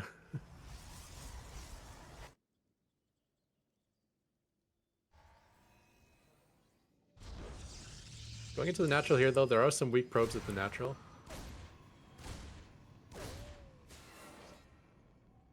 But not able to get an extra kill. But still, not bad. I mean, Reaper, I'd say 1 kill is about average, so if you can get 2 or even 3, it's a nice start for MicroMachine. And here come the, is there a Cyclone already on the way? I believe so, with a siege tank to follow. Yeah, very similar build. Man, it's unfortunate the Cyclones of MicroMachine, how they do not live up to their full potential. Yeah, it depends how much he hard-coded his bot and what he reads from the API, because the API might give this right information for... It probably doesn't, actually, for like leash range and stuff. At least like the cooldown, he'll definitely have correct. Yeah, I've seen him like lock onto an adept, and you could definitely finish off the adept, but then he just breaks his own lead, his own lock on by moving too far away. So I think his Cyclones believe they can maintain 14 range. The good news is if we ever get on the newest patch the Cyclones are being reverted back to what they were when MicroMachine last played. So his Cyclones will be, you know, maximum again. A little bit of an issue here, though. This is a lot of adepts crossing the map. One tank going home. NegativeZero loves its adepts, and now MicroMachine may be feeling the pain of that, as 5 adepts are inside the main base of the Terran. That is never a good situation. There's the Cyclone breaking its lock on once again. The Banshee is out to try and save the day, but we're currently looking at 22 SCVs and falling compared to the 43 workers of NegativeZero. Yeah, and idle SCVs too. Maybe a little bug in the bot there. Maybe it was trying to attack a shade or something. Hopefully those go back to work once these adepts file. Hopefully, yeah. Otherwise, MicroMachine's in a lot of trouble. And MicroMachine's in a lot of trouble. Okay. Oh dear.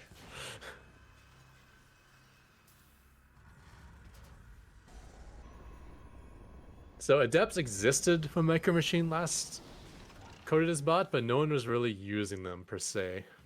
Or at least not using them well. So I'm going to assume that's something to do with shades. They're messed up. Because I also noticed his Reapers were afraid of shades as well, which, you know, is half right, half wrong, I guess, depending on...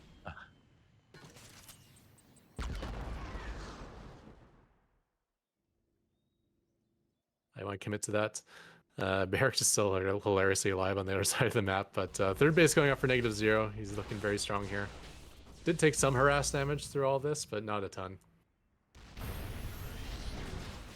Yeah, NegativeZero seems to more often than not be the bot that's being aggressive versus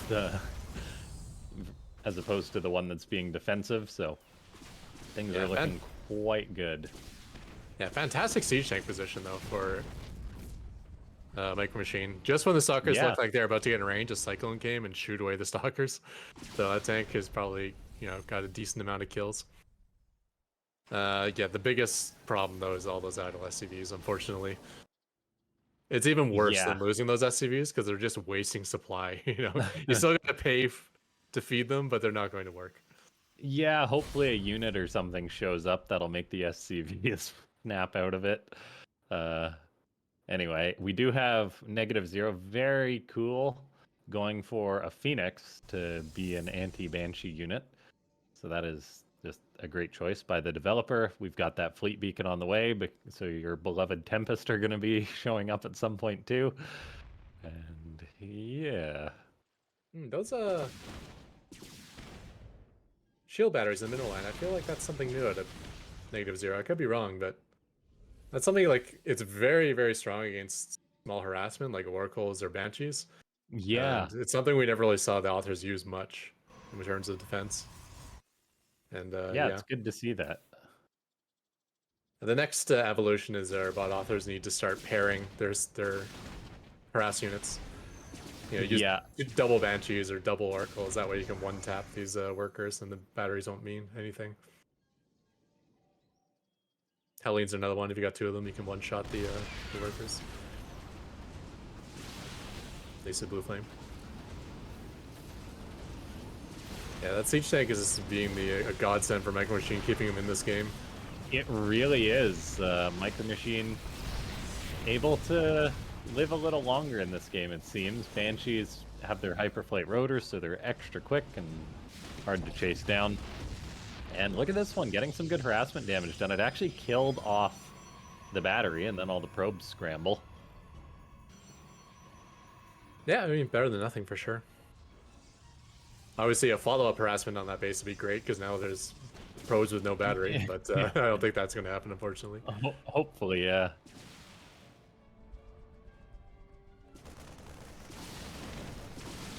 MicroMachine out on the map with just a odd bunch of units. Banshees, landed Vikings, gonna clean up a gateway that NegativeZero built on the map. Banshees are flying out once more. However, they fly right into the Tempest and Phoenix.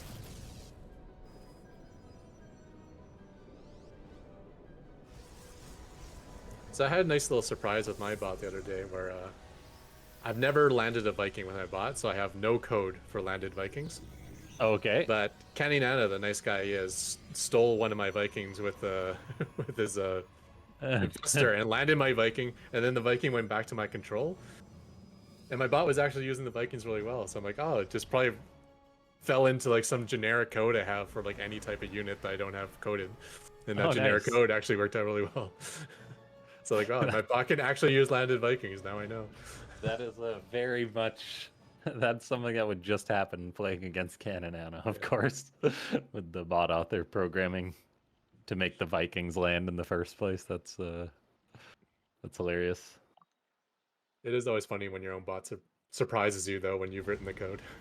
Oh, I bet, yeah. With like a project that's been going on so long, you can't remember everything that you've programmed into it, right? So. Yeah. Okay, so as good as that tank position is, this looks like it might be the end of that siege tank and this base. Still a decent amount of bio and Vikings and stuff though. Yeah, the Phoenix are shooting the Banshees down, unfortunately, and then the Tempest are just retreating for -0. That just making use of the maximum range. Yeah, even the Stalker staying well out of that siege tank range is nice. Looks like he might get shoot away over though. Tempest have already retreated. And like, yeah, we're slow units. We're just gonna assume you guys are dead and go home. Yeah, and the rest of the units are kind of trapped in here for -0. So MicroMachine is doing surprisingly well with this defense. And let's see, are those SCVs still idle in the main? Yeah, okay. Maybe less of them. It looks like some of them might have been pulled to repair, and then after the repair, they go back to working again. I think I saw like 4 idle SCVs. I'm pretty sure it was more like 6 or 7 earlier on. Yeah, unfortunately, this isn't even like a 3-base economy for MicroMachine because he's lost so many workers on all these harassment runs that his SCV count is still like probably more equivalent with the 2-base economy. Yeah, and then just the idle ones definitely has hurt tremendously too. So things are looking quite rough for MicroMachine. Yeah. I mean, it's building more Banshees, Marines, just getting 1/1 upgrades for some of its units. Here we go again. I love to see the Vikings try to wall out the Phoenix, because Phoenix do bonus to light, which means those Banshees just die instantaneously to them. But once again, the Phoenix are getting all over the Banshees, keeping them out of the fights.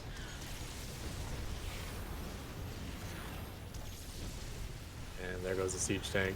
Up to 3 Tempests now. Colossus giving high ground vision as well. And I think this is going to be all she wrote. Yeah, it looks like it. A slow death for MicroMachine, unfortunately.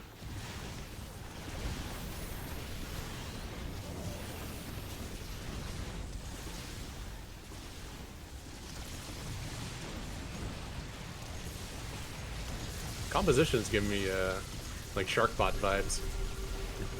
It's almost like what unit doesn't -0 have more than what units does he have. Yeah. It's like, I don't see Templar. Other than that, he's a carrier. He's got just about everything in his composition, even like Oracles and Colossus and The Immortals. Phoenix are really cool from -0. That's something the bot author has done quite well with. Yeah, much like the Zergling, it's like one of those units that if you choose to, they'll never die because they're faster than anything that shoots up. So yeah. Super impressive from -0 though. He can pretty much use anything. It's just crazy how the composition works, really. All right. Well, yeah, he does have like those counter tables, right? So based on what his opponent's making, he'll make different units. Yeah. And I know MicroMachine does something similar, so they probably both like tried to counter each other's units like 5 or 6 different times until they both ended up with a mix of everything. Yeah, probably something like that. All right. Well, -0 is 2-0 up. Let's take a look at our third game. -0 has a 94% win rate on the ladder right now. Wow. Yeah, that's crazy. All right, let's go.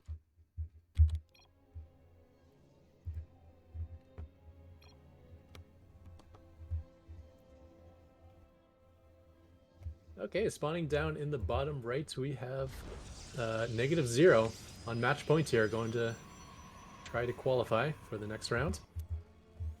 And on his last life, it is MicroMachine as the blue Terran spawning in the top left. Yeah. If Eris, well, if NegativeZero is able to win this one, it will move on to face Eris, setting us up for a very exciting match. I think both bots are like perfect record too, if you don't include Tom Test. So another thing for Tom Test to be proud of. Yeah, So far, Tom the only Test one to is... take a win off of the top two bots. Tom Test is awesome, man. It's Stim Bio, man. Since like beginning of Wings of Liberty, we've always known it's strong. Yeah. Actually, Tom Test doesn't use Stim. Never mind. Dumb Yeah, statement. yeah, it does, doesn't it? Or maybe Maybe not. it's later on. I can't remember. I know he opens like Combat Shield +1. Like that's what he likes to get his big push with. Yeah, I can't recall. Maybe you're right. I think for bot authors, Combat Shield's better than Stim. Because Combat I Shields think is so, yeah. always good, where Stim, you gotta make good decisions. And decisions is not where bots are. That's not the strength of bots. Yeah, we've definitely seen bots stim themselves to death in non-optimal situations. Look at that proxy from NegativeZero. Very interesting. Oh, Let's see if we it go over some blocked depth pressure. it blocked the Reaper Cliff on MicroMachine's side of the map. That's funny. Yeah. I don't know if that's intended or just fluke. Because it's like Yeah. a weird like Reaper jump, like kind of out in the middle of nowhere. Yeah, I It could be, believe yeah. the building placement is all like pre-coded for NegativeZero. I want to say, like, I can't say for sure, but like from how good the building placement is, it looks like it. So that may just be a position the bot author chose. I just thought of something. Like where you place your proxy structures would actually be like a really nice problem for machine learning to solve. Oh, absolutely, yeah. It seems like Like, simple enough that it'd be hard to practice because if you're not facing real bots, like the built-in AI is not going to go looking for proxies. But no, but that is definitely something you could use like a data set on. yeah, it's just like trial and error until you've done it enough times, you've figured out good positions.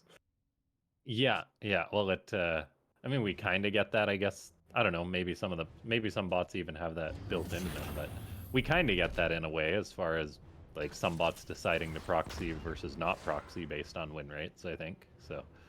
Mm-hmm. Yeah, for positioning, I think some people hard code, some people just like pick a random position, kind of on the other side of the map. Reaper's somehow still surviving, and now Yeah, the,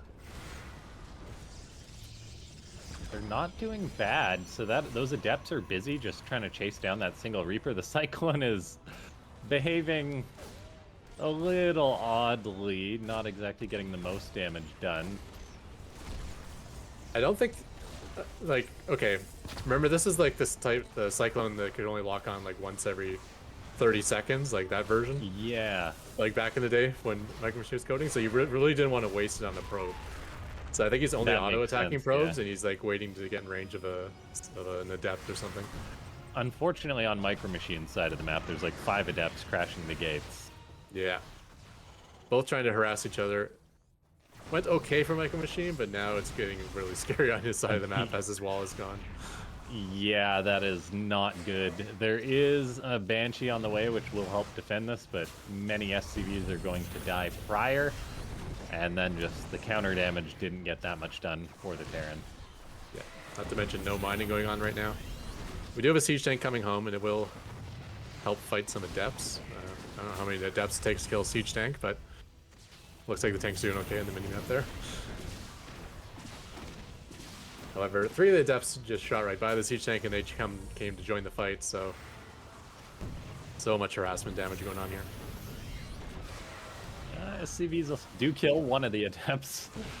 Unfortunately, MicroMachine is now down to 11 workers and falling. So I think NegativeZero's counter proxy has been quite successful here. Yeah, absolutely. And yeah, MicroMachine went for the same build every time against NegativeZero. So kind of makes me wonder if this is the build that wins like sometime, like that 8%. I think that's 8%. Yeah, I was about to say. Is that why MicroMachine picks this build every time, and that there's just sometimes happy little accidents, or because yeah, I'm not sure how it decides to choose, but I mean, usually you pick the builds that have the highest win rates, but you usually don't want to continuously pick the same build. So yeah, it's one of those things too that's really interesting with MicroMachine letting us know that stat, because like how big and how old that data set it's operating on, like it could have used to have like an 80% win rate against NegativeZero over like 500 games, and then Yeah, it just hasn't won like any of the past, I don't know, a couple hundred games, and so the win rate's just plummeting. Because like that's one of the interesting things you can track with MicroMachine not receiving any updates. You can sort of see how bot authors improve over time based on their win rate against MicroMachine. Yeah, the one thing I do know about MicroMachine is he doesn't know when the games were played. So he knows like, okay, I'm like with this strategy, I'm 2-20 against NegativeZero, but he doesn't know if he's lost the last 20 games or if he won the last 2 games. Like, he doesn't keep that sort of history. He just knows like the overall record. Yeah, exactly. So yeah, sometimes like, you know, bots change over time and your stats become irrelevant. Yeah, that was a really cool played game there by NegativeZero though, and he will go up against Eris in our semi-final.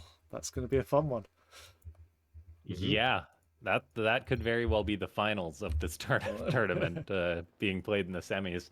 Will the bot authors get a chance to update their bots prior to that match, or no? No, there's only one. I would say no. There's one update window. We've just had it, so essentially, okay. The only update window is between the Swiss stage and the quarterfinals. After that, the bots are locked, and they will play the rest of their games.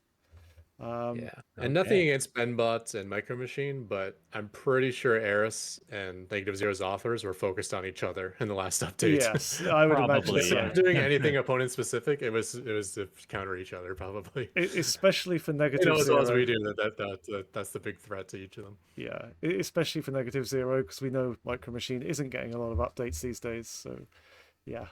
Yeah. Hopefully. All right. Well, next up we have a PvP. So it is going to be Sharkbot versus Zozo. Right. Let's have a look at. Sorry. Actually. Sharkbot versus Zozo. Okay, Yeah. that'll be an interesting one. Yeah, that could be a little chaotic for sure. I don't know how active Sharkbot's author is actually. I know he's still active in Discord. Yeah.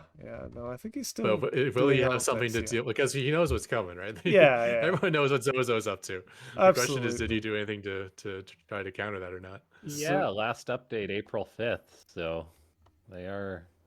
Yes. They have been updating their bot. Okay, that's good. So Sharkbot and Zozo have actually faced each other already this tournament.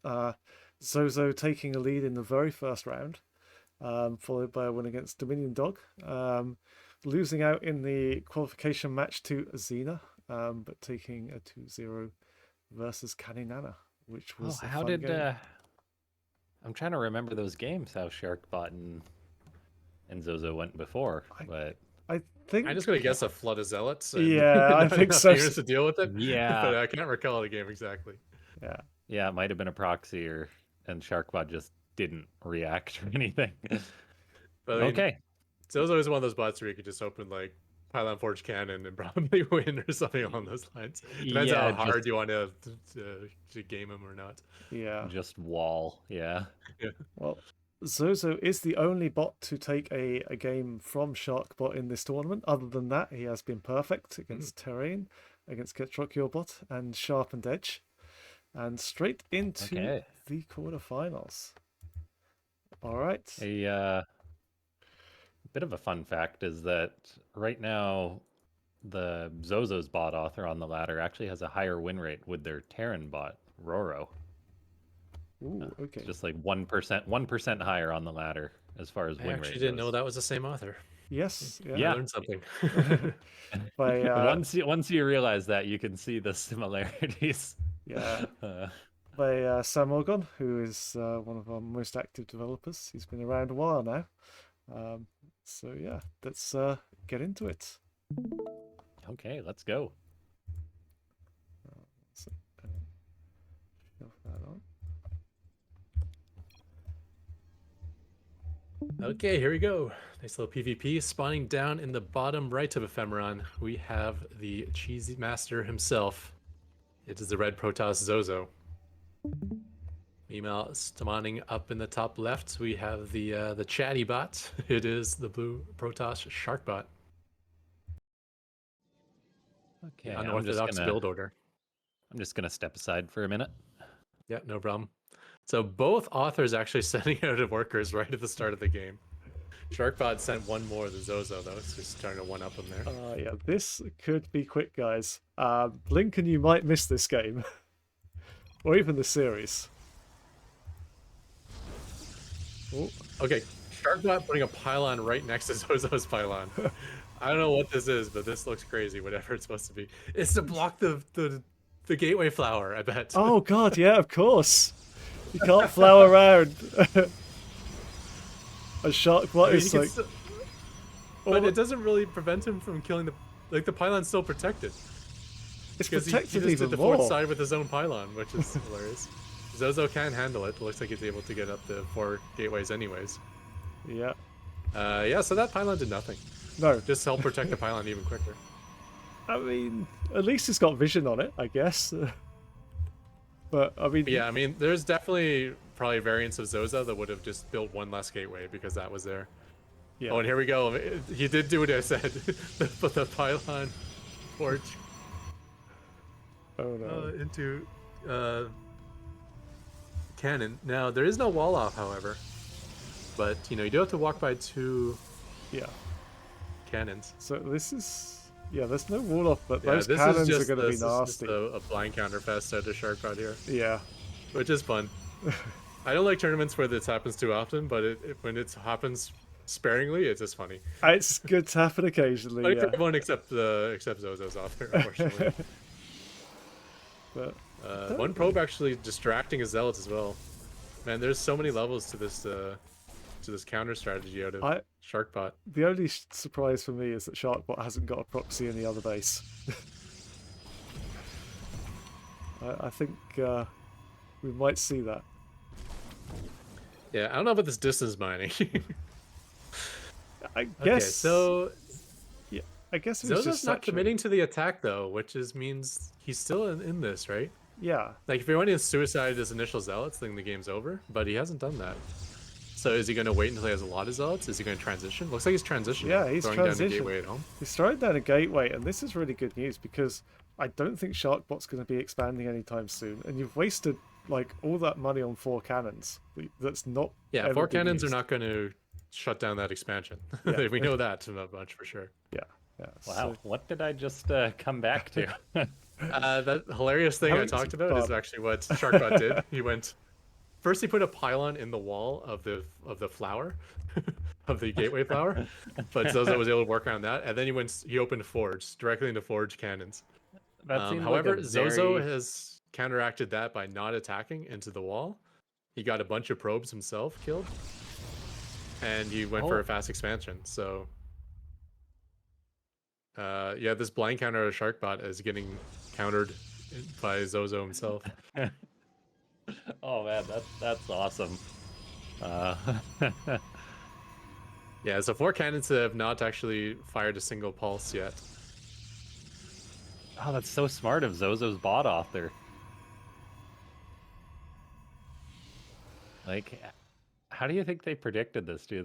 Or do you think like Sharkbot had this programmed on the ladder and then Zozo Yeah, I'm gonna guess there's at some it? history going on the ladder where Sharkbot may have come up with this counter, tested it on the ladder, and then Zozo caught wind of it and made his own counters.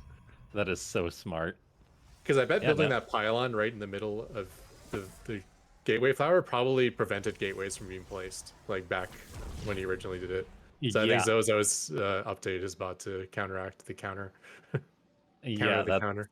that's phenomenal. So Sharkbot's really just stuck on one base for now. It is producing 2 stalkers at a time. Zozo's Yeah. making one, getting up a third Nexus though, so like time is really on Zozo's side. Yeah, I mean, he does have. Oh, It's tough to say. I mean, we're gonna get there's an the Oracle out of Stargate. Sharkbot, I hope. The problem is Sharkbot also really wants to expand. Not only is his Zealots blocking the probe from getting down there, but as soon as the probe places the Nexus, he immediately Nexus. cancels it. Yeah, that's not the best So he's like, I behavior. want to expand, and then he's like, oh, there's a proxy, let me not expand. Oh, Let's take this time. Oh, okay, so he's holding it this I time. guess it thinks it's got enough units and is trying to break out. Unfortunately, that Stargate is sitting idle for Sharkbot because if it had got out an Oracle with Sharkbot's Oracle control in this day and age, like it's really good. So I think there'd be huge potential for counter damage, but there is no Oracle.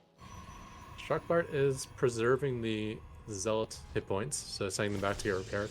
The Stalkers are got a nice position on the high ground, so they'll catch any Zealots that try to run in. However, they don't want to be there. I think they're actually trapped on the high ground. So that's not good for someone who's 2 bases down.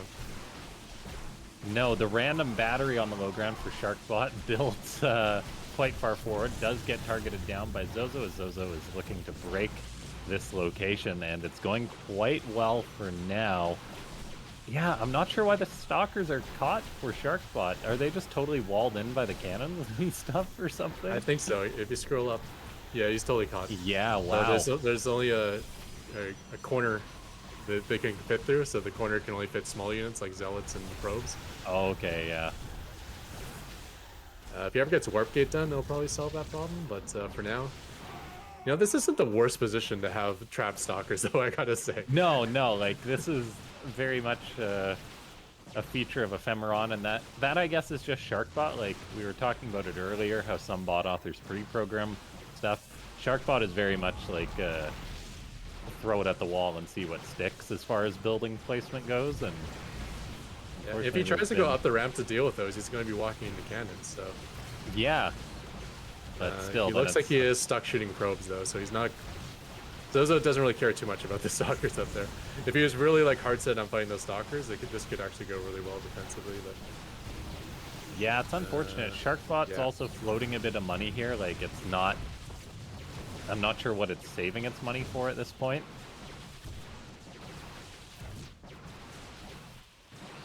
As it could, say, build an Oracle out of that Stargate, or maybe it's waiting for an Immortal once the Robo's done. Yeah.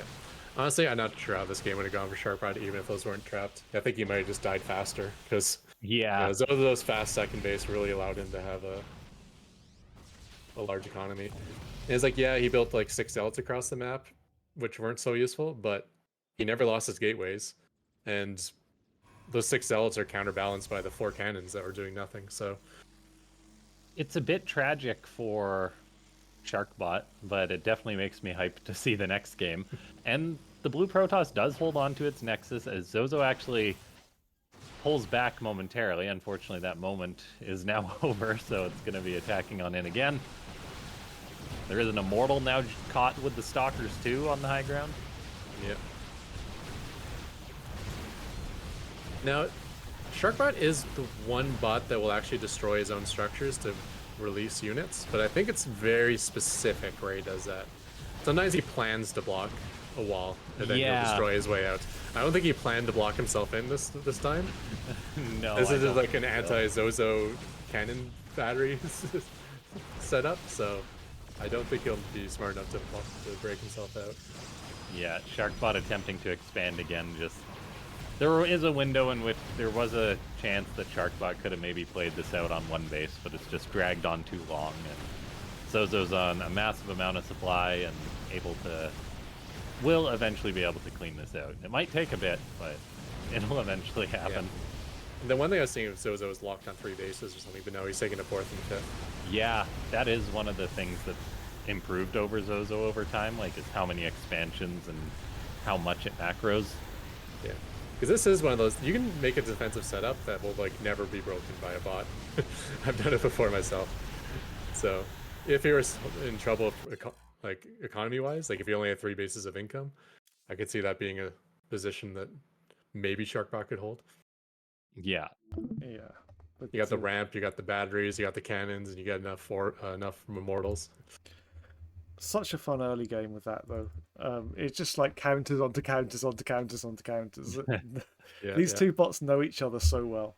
But yeah, it is pretty fun. All right, so Zozo will take the 1-0 lead. Let's see what happens in game 2.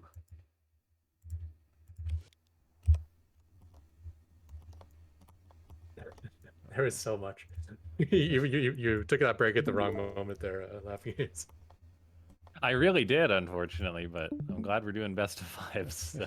Yeah, I wonder if we'll see the same thing here. Yeah.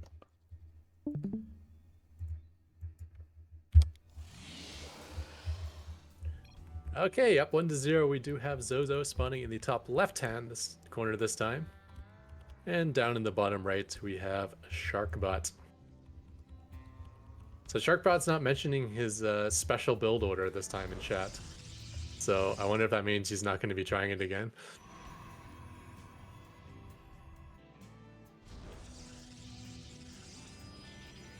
Well, it looks like Zozo's going to be trying it again, as there is a probe moving across the map. I almost feel like Sharkbot should have won that. He had like 3 crazy counters to it. I think he exposed it to an active author on the ladder. That must have been it.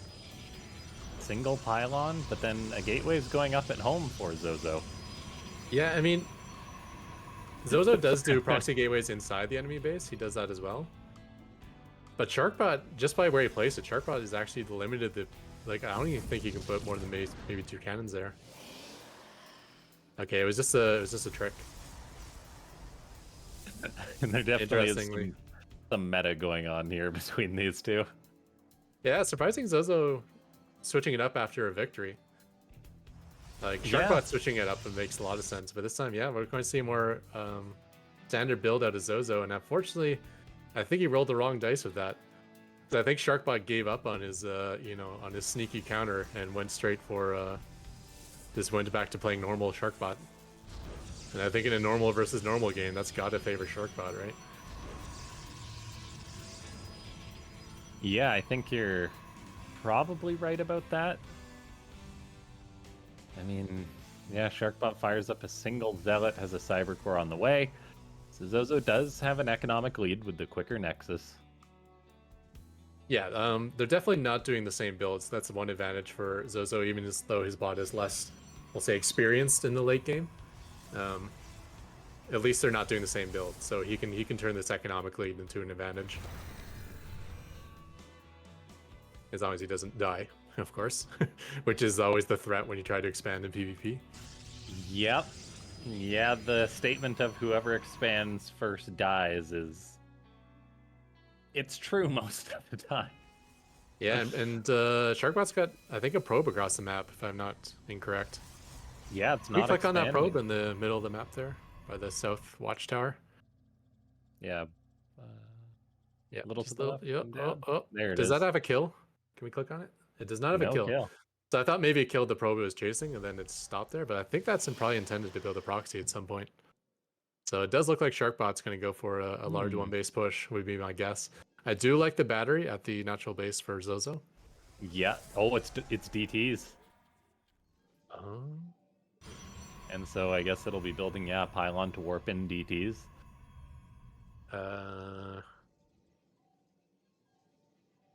I feel like we've seen... Did we see Zozo die in this tournament from not having detection? We saw my bot die for not having detection. I remember that.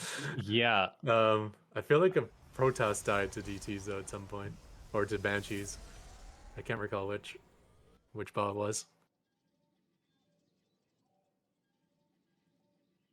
But I don't think it was Zozo, because Zozo didn't really lose in the Swiss tournament, did he? Yeah, Zozo and Sharkbot just played one game, and I think Zozo beat Sharkbot with the proxy, so I don't think it was Zozo. Yeah, maybe it was Xena or someone. Okay. So there is no robo. No, sorry, there is a robo, but it's not building an observer. Okay, so that's not bad. As long as he has some sort of code for anti-detection. Hopefully, yeah. Zozo. I'm gonna guess based on game 1 though that Sharkbot knows he doesn't, or at least last he knew he doesn't, and that's why he's choosing this build. Okay, there is a forge on the way. DT Blink is actually being researched by Sharkbot. I love it. I love it. That is just the way the bot author likes to roll. There's a forge almost done for Zozo, but I assume that's 4+1. DT swipes, so Zozo knows that there's DTs on the An map. observer Or it could. really queued up. Okay. Okay. DT closed door. Look at that tag. Okay, yeah. So Zozo tries to wall at the door, but an observer is out now, so like Zozo is shutting this down, or it should be. Where's the observer gone? Where's it going? Oh, he's focusing the robo. He was trying to prevent the observer from getting out. Okay, the observer is out though. The 2 DTs are dead. There's 3 more out on the map that may be acting defensively for Sharkbot, or there's 2 in the natural. Zozo went for a cannon. Can we see the poke on Sharkbot's side of the map? Okay, yeah. No defensive DTs warped in. Okay, there is one, though. Yeah, no observer. Sharkbot is wanting to expand, and I think he will be able to eventually, as long as that DT decides to actually attack, as it's been pretty hesitant.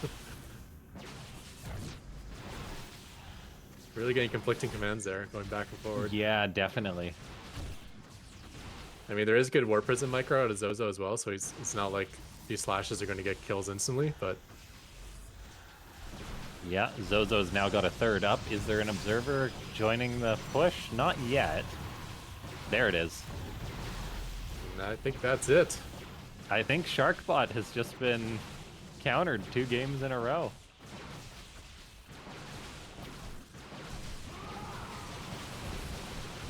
Really, really well done by the author of Zozo. Yeah. It does feel like they both tried to blind counter each other, and it... Normally I feel bad for the bot author who gets like blind countered by some sort of gimmick or cheese or exploit, but I think they were both doing it, so no one can feel bad. Yeah. These games are fun, No, guys. Yeah, they are. They are something awesome. Yeah. So, again, I think these bots, like I say, just played so many times against each other. They know exactly what they're gonna do and just try and counter and surprise each other. But no, mad props to both of these authors. They're giving us so much fun. But we have one more game, or at least one more game. We could have 3 more games of this, which will be extremely fun. So let's have a look at game number 3.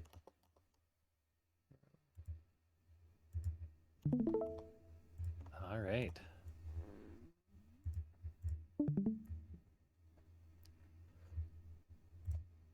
Oh, that's true. I thought it was over. No. That's a 5. All right. Spawning in the top left, we did again. It is Zozo trying to close out something out with a 3-0. I think I want to see. Sorry. Down the bottom right, we have on his last leg, it is Sharkbot. I want to What do see you wanna see there? Sharkbot steal Zozo's flower build.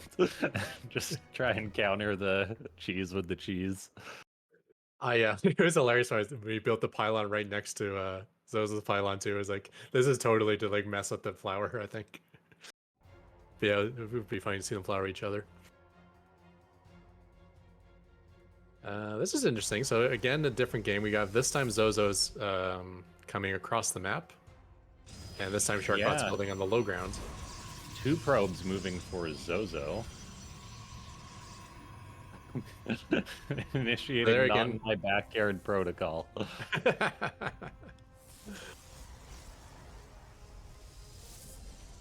So I wonder if he'll use that pylon to build cannons or something. Yeah, there's no forge for Zozo though. What's it saving 500 minerals for? It's got to be gateways at this point, right? Yeah, 2 gateways on the way for Sharkbot actually, so he's actually got a bit of a lead there. Yeah, and he's working on that. Yeah, Zozo's having trouble getting the probes in. There's just so many counter probes to prevent them from getting in there. Yeah, Sharkbot's anti-cheese strategy is working quite well. Now we'll just have to wait and see whether Zozo will give up or potentially transition out of this. It keeps sending in another probe, but like having 700 minerals in the bank is never good in StarCraft 2. If he transitions immediately. Okay, so it is trying to throw up a gate. Okay, there's the change mode tag. Because I'll say, like, Zozo's economy was better. He's had, like, 2 or 3 workers off the line at all points, where Sharkbot's had, like, 6 or 7 workers off the line. So with me, the 700 minerals can now go to a quick nexus, as well as a gateway and a forge, or gateway and a simulator. Yeah, Sharkbot Still is... more workers off the line.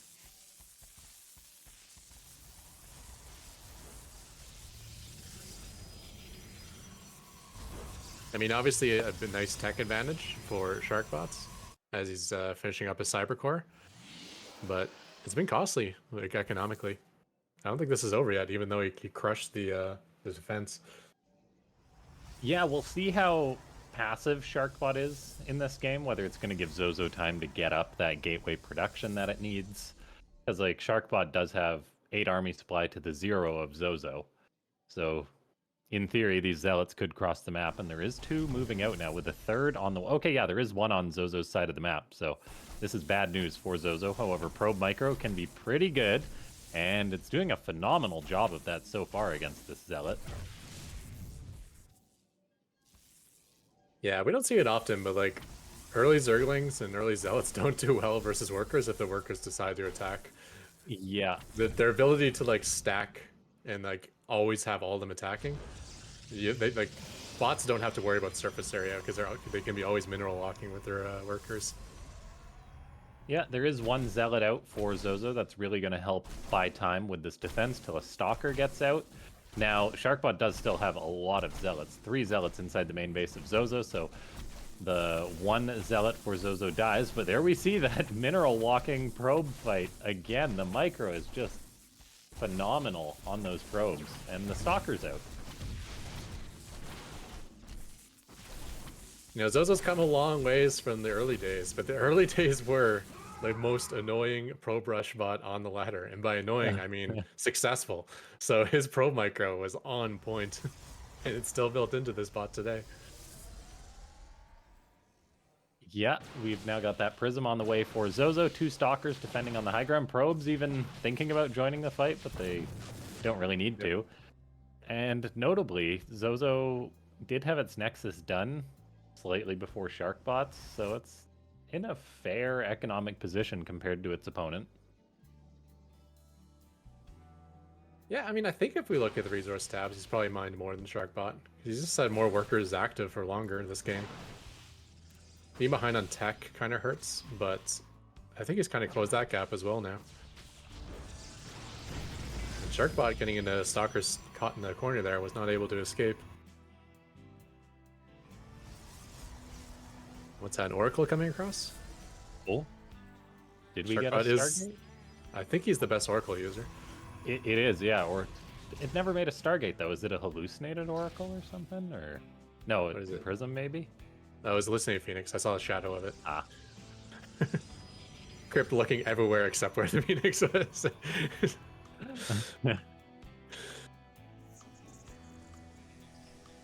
Dodging the observer. Okay, so yeah, time for Zozo's aggression. Does have the Warp Prism to do some dancing with, maybe an offensive warp in.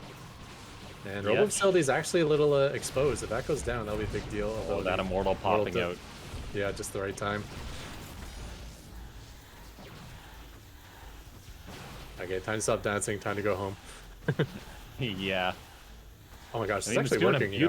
A beautiful job baiting the shots out of Sharkbot. Oh my gosh, bots are ridiculous.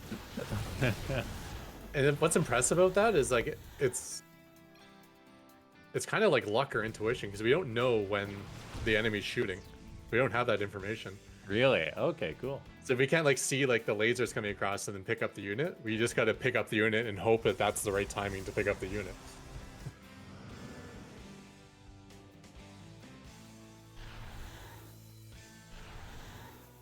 Okay, army supply neck and neck. Worker love that. supply very close. War Prison's faster than the Yeah. immortal, so he's like hopping the immortal turn. Just giving him a little boost. It's like Unfortunately, Luke and this, Grogu. this attack is not going well for... No, definitely not. And this is like obviously the big disadvantage of Zozo not having as much time, having coded his bot in the macro world of the of the bot meta. This fights are just going to go a little bit better for Sharkbot, I think. Both establishing third bases around the same time, though. So economically, still keeping me even, but Zozo can't keep taking poor fights like this. No, like Sharkbot's got a beautiful concave, and Zozo is just throwing away units at this point. That is something that Zozo struggles with at times. Like, it doesn't really decide, like, hey, this is a good time to attack. It just attacks. Yeah. Caution to the wind. And honestly, that's what 90% of bots do. That's even what my bot does. But look at this. Like, not only is he just attacking, so he's arriving in a line, but Sharkbot, like, recognizes where the choke point is and builds a concave in front of the choke point. Which is pretty impressive for a bot that's written in C#. Because we do have, like, one library that's, like, pretty nice from, like, figuring out terrain things, but it's specifically written in Python, so...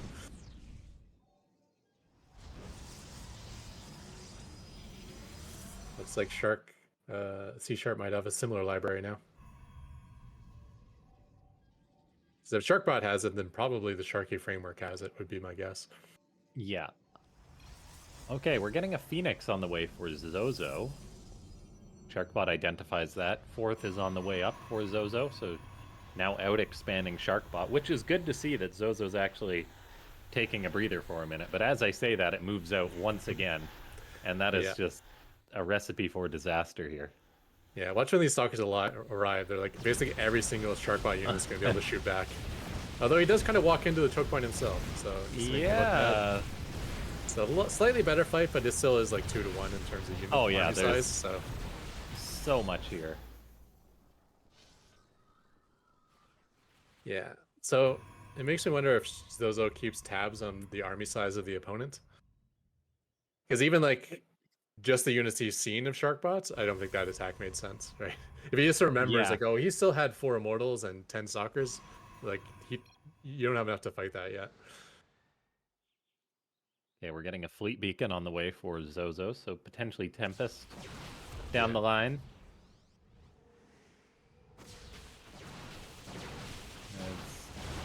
Do not do it. Oh, Phoenix flies in to lift up a immortal and then dies. Sharkbot is actually pulling away. Yeah. And that Phoenix micro would actually be great if it's sort of an even fight.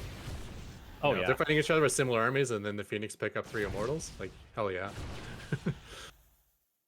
Both bots fire up +1 around the same time. Sharkbot now throws up its own Stargate and is heading into Disruptor tech, so it'll be interesting to see if Zozo has any micro potential against those, or if it's just going to eat Disruptor shots.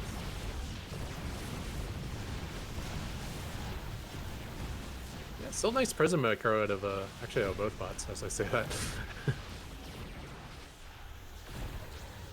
Like, Zozo's trading surprisingly even for being, like, down 3-1, or whatever it is. And he does have a larger economy. If he can just, like, keep Sharkbot here distracted, like, I don't know how he's doing this somewhat evenly, but if he can keep doing that... Okay, that was not even. He just got crushed in that attack. Loses an immortal there. That definitely hurts. Honestly, it didn't even make sense that was even, so it was expected that it was not going to keep working. Okay, we get a... Yeah, is he going to get to 2 immortals here if he's lucky? Oh, yeah, the Phoenix. Oh, Sharkbot's not going to unload. Yeah, that's big. Fourth Fate does go down for Sharkbot, however. And we do have Disruptors in the mix as well. Yeah, we are finally getting a Twilight on the way for Zozo. The oh my... Stargate hasn't been used. Sorry, I think the Disruptor tried to shoot a ball through the destructible rocks and blew up half of his own army. He was standing against the rock, shot out a ball, and the ball didn't go anywhere. So he just the first Oh, disruptor man. killed a bunch of stuff, including himself. Oh, wait, I think we're going back to see it. Oh, yeah. Okay, yeah, because I actually missed that part in my. I don't know. I saw something explode in the back, so I think that's what it was. Yeah, there definitely was less Protoss units afterwards for Sharkbot. So Wait, there let's is see. only one disruptor. Okay, I definitely saw wrong, but something died in the back. Oh, there's the Nova. Yeah, he did. Yeah. You didn't. Killed Okay, it. you only killed like one stalker. But yeah, something went weird with the disruptor ball there for sure. Luckily, for- Sharkbot is good at dodging his own disruptor balls as well. So one of those things that you don't think of as a bot author is like, am I going Yeah. to destroy myself?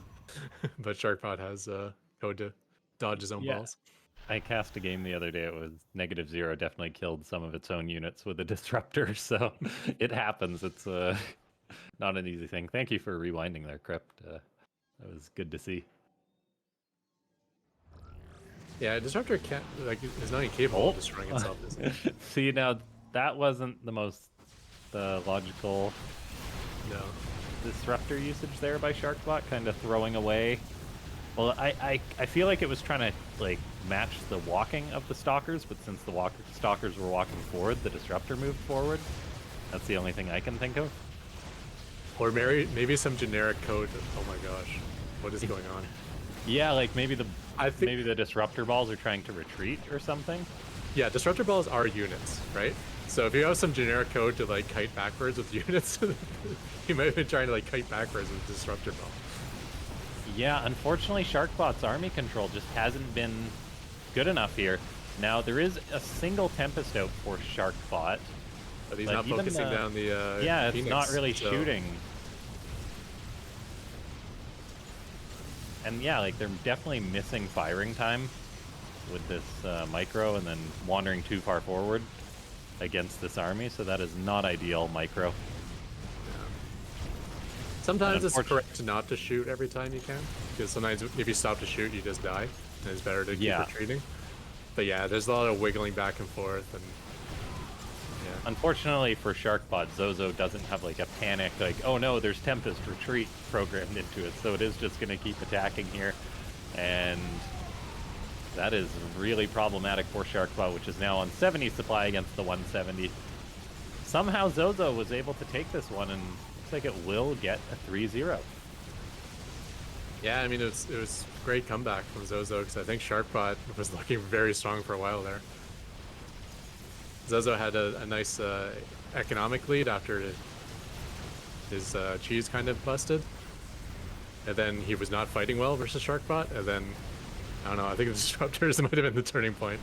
Those are just more Immortals that might have been okay for Sharkbot.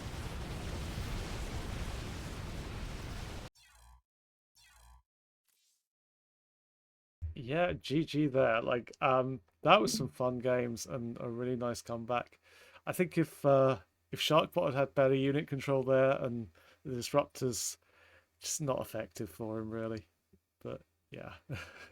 Yeah, I mean, the Disruptors might have actually got him back into the game if they just did what they were supposed to, I guess.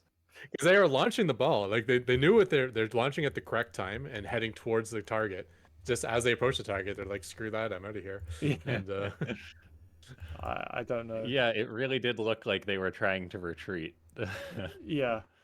Yeah, retreating And there's, disruptor like- balls into your own army is probably not the best idea, but you know. there's a fair chance that Zozo doesn't know how to dodge Disruptor balls as well. I'm not sure. Yeah. But, They're not that common. you know, in it the is one of bot those meta. things you kind of code like well down the road because it's not a common occurrence. Yeah. Yeah, I don't think you see that often in bot meta, definitely. So, you know, possibly not something that's easily programmed in. But yeah, like I think Zozo, I could watch Zozo play all day. It's so much fun. It's such a well made bot, and you know, great to have in the semi-finals. Yeah. A full day of watching Zozo would probably be about like 2 billion games. Because... Yeah. Although that's well, he just won a macro game. I can't say that anymore. I know. So, there is he is occasionally. a macro bot now. It's official. It's official. Yep. Zozo, you're a macro bot. Oh god, no. I think that was actually the perfect highlight game for Zozo. Yeah. Like, we got to see the attempt at the Gateway Flower Zealot in, we got to see like the Pro Brush in the form of defense, and then we got to see his new macro stuff as well. So Yeah. we saw all 3 levels of Zozo. Perfect Zozo series. All right. Well, next up, it's our final match of the day, which may be faster. I don't know. Let's have a look. We have Tom Test. Bit of a surprise to see him into the quarterfinals, but brilliantly made bot and brilliant to see him here. Took a 1-0 victory over Canada. Has kind of like been the up and down kind of like series in the Swiss stage. 2 rematches, and by the way, if anyone doesn't know, next tournament we are not having rematches for this very reason. But did take a game off NegativeZero, the only bot to do so far, and then took a 2-1 victory over Canada to make it to this stage. So yeah, brilliantly done. And he'll be facing Xena, another bot with a perfect record so far. Beaten 12-pool bot MicroMachine and then took down Zozo to make the semi-finals. So we could be seeing another rematch in the semi-finals if he does get through, or we could see Tom Test take down or up against Zozo. You know what? Tom Test against Zozo, I would love to see it.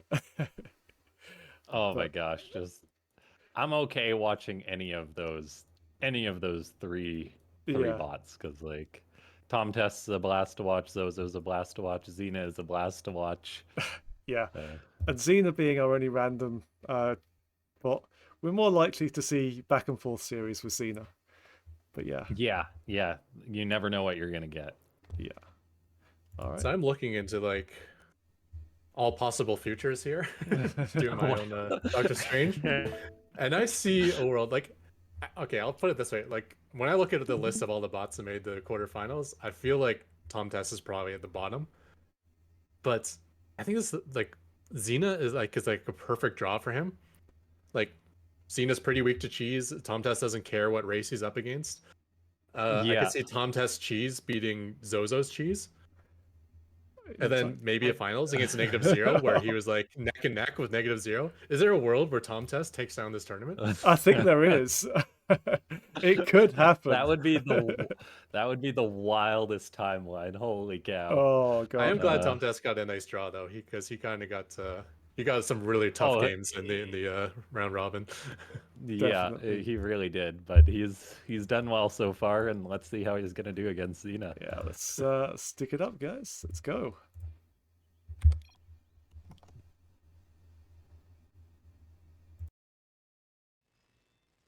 Even Eris has had some weakness to cheese.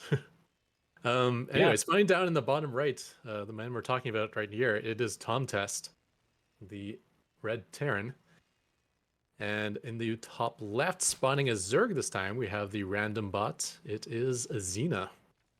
Only random bots in this tournament. We do have some authors who do have random bots, but you usually want to bring your best bot to the tournament, and oftentimes like one particular race might be stronger than the random, so people choose to bring particular races. But Tier, for instance, Sharkbots, they both have random bots options. Yeah, Xena is really impressive with how good it is for how many builds and all 3 races. Like it's phenomenal. Yeah. Yeah, he's the very much the equivalent of a human random player. You know, when you have a race or a matchup that you're not so good at, just cheese. And then and then say the macro games for the matchups you're really strong in. Because it's really hard to master like all the intricacies of 9 different matchups.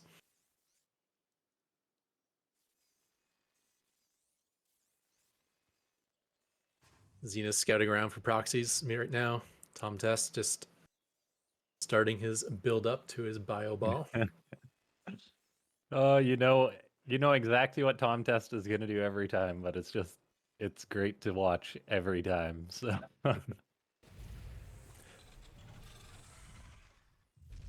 Does get his wall complete prior to the 2-minute mark. That's interesting to know. In case anyone wants to 12 pool him, I guess. But other than that, I think that wall's up more or less in time for everything.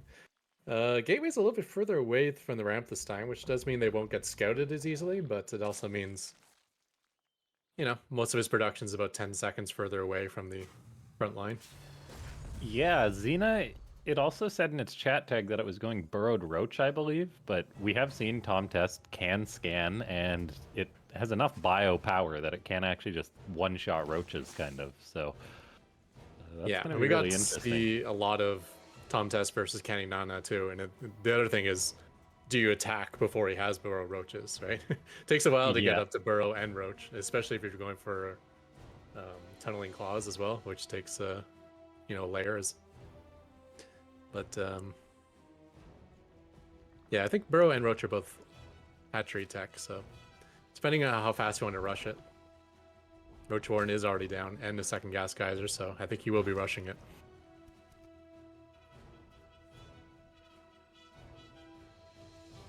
The nice thing about Xena is he does have many, many builds, or she, I guess, does many, many builds, and even for multiple races, has many builds for each race.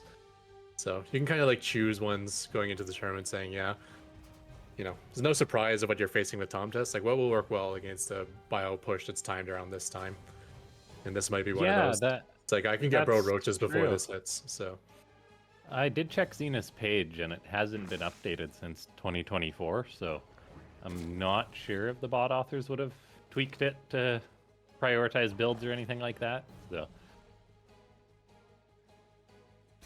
Yeah, but I mean, sometimes it's not even a code change, right? It's just changing some data in a file of like, what do I use against each opponent ID? Like, I don't know. Because I've definitely seen Selena do that in past tournaments where he'll just pick builds he think will work against the bots he's facing. right. Especially if it's like, okay, it's Eris, I'm going to be like super greedy.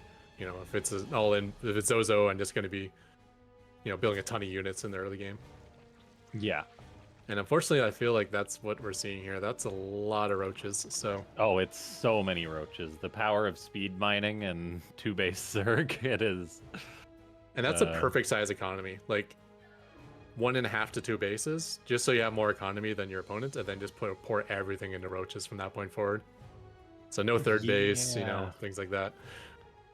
Depending how this goes, Tom Test may be hoping that Xena draws like Terran or... Oh, please don't be Zerg. Please don't be Zerg. Oh, it's Zerg. I mean, great attack angle so far for Tom Test, though, because Xena... I think the pathing on Interloper here messed with it a little bit. But these roaches, they are just burrowing. Will we see a scan from Tom Test to kill these off, or not? Overlord does go down. Now the sandwich. Yeah, but Tom Test still soldiers forward, and Xena is supply blocked. The roach production has now paused. No scan has been dropped by Tom Test yet. I'm curious to see if we'll get one of those put down or not. The roaches are trading pretty well against the bio. There's a critical mass that they can actually sort of just keep trading against these units, and everything gets cleaned up just like that. And there's what, like 33 roaches on the map or something like that right now? Can we see the units lost? I want to know how many roaches died in that fight. Okay, just the first 3 before Burrow finished. Yeah. That was actually really smart burrow, Micah. I noticed he was actually burrowing full health roaches as well, which sounds dumb, but it was actually making sense in the context of like, okay, I'm gonna have one roach arriving against a giant bio army. Let me just burrow with the other roaches, and we'll wait and fight as a team. So many roaches. Tom Test is trying to hold the line, but it is gonna have a very, very tough time. Invalid target. I wonder if that's because of the burrowed roaches or... Yeah, what? And yeah, Tom Test never made an orbital, interestingly enough. So scanning was never an option here. Yeah. Scanning is also deadly to a 4 Raxel line. I mean, that's 4.5 Marines you lose out on by scanning and not calling down a mule. Absolutely. I do wonder though, like maybe that's because it was against random, and that's why it didn't go for the orbital, and maybe the bot author like chooses to build the orbital against Zerg. Or maybe just wants the timing of the very first attack to be stronger. It does take a while for an orbital to pay for itself. Gosh, this is so good. The burrow micro. I think that's like better than like Eris and Kainana. Okay, yeah. The bot author says that it's a bug that they didn't make an orbital. Oh, okay. Okay, GG. Yeah, GG. Yeah, I mean, then. there's different ways of doing it. Some all-ins you don't make an orbital because you want your hit to be even stronger. And Yeah. then sometimes you get the orbital just so for the free mules, and then there's an in-between one where you get the orbital and you immediately do a call down on the supply depot. Yeah. Because that way you like instantly get like 100 minerals basically by doing that. Whereas a mule you have to wait for a long time to get the resources and then spend it. Yeah. So yeah, there's variants of different all-ins. There's definitely like Reaper all-ins where you don't get an orbital. All right. Well, hopefully we'll get some different games coming up because Xena is not always going to spawn as Zerg. Unfortunately, I No. can tell you for the next game, he is. Oh no. All right.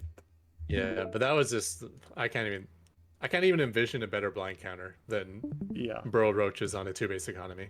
Like that's like absolutely perfect to beat Tom Test. All right. Let's take a look at it anyway.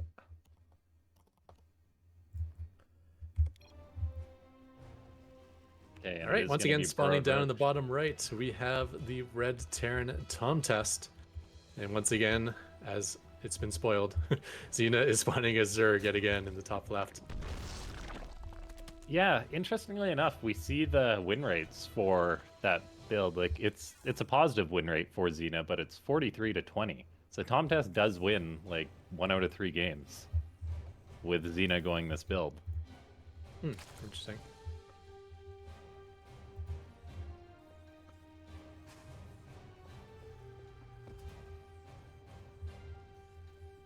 I guess like there is like a time in the initial attack where it takes a while for the initial attack of Tom Test to get cleaned up. Yeah, well, like Like he'll come in imagine Tom- fights, yeah, force a bunch of units to burrow, and then go in and maybe kill a base, go in and wipe out a mineral line. Like if that happens, then maybe it could balloon. Yeah, like the maps can change things. Maybe like maybe in some games Xena rallies an overlord over Tom Test's army and gets supply blocked. Like the scan bug could be a thing too. So lots of little factors in games, and it's interesting to try and decipher like why exactly a bot wins 20 out of 63 games or something like that. Yeah. Yeah, the more I think about it too, like that initial push is where probably most of the damage can get done. And scan would be like an instantaneous thing that would help the push. Like yeah, a mule down the line would hurt a little bit, but if you want to help that initial first push, like Yeah. that, like an initial scan would be so strong. Yeah, got and so much there's that bio there, you orbital. It could be like 5 or 6 dead roaches, who knows? Oh yeah, and then the trades are all better, and like things are just way better for Tom Test because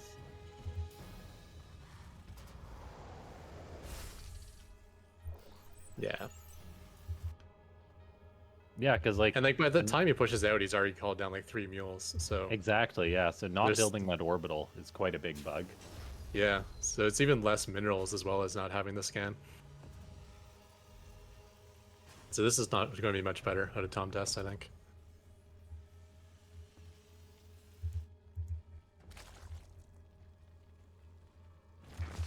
Meanwhile, just drone out of Xena, Yep. which is perfect.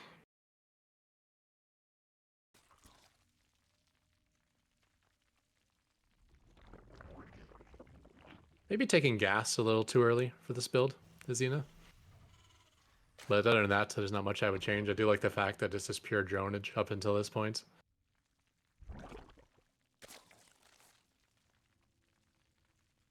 Because you think if you're opening roaches, you need gas, but you really don't, because spawning pool doesn't cost any gas, roach warren doesn't cost any gas. It's not until you actually start Yeah. producing roaches themselves that you need gas. So you can hold off on it for quite a while. Yeah, it might just be the bot author trying to build up like a bank so then they can start spamming out the roaches.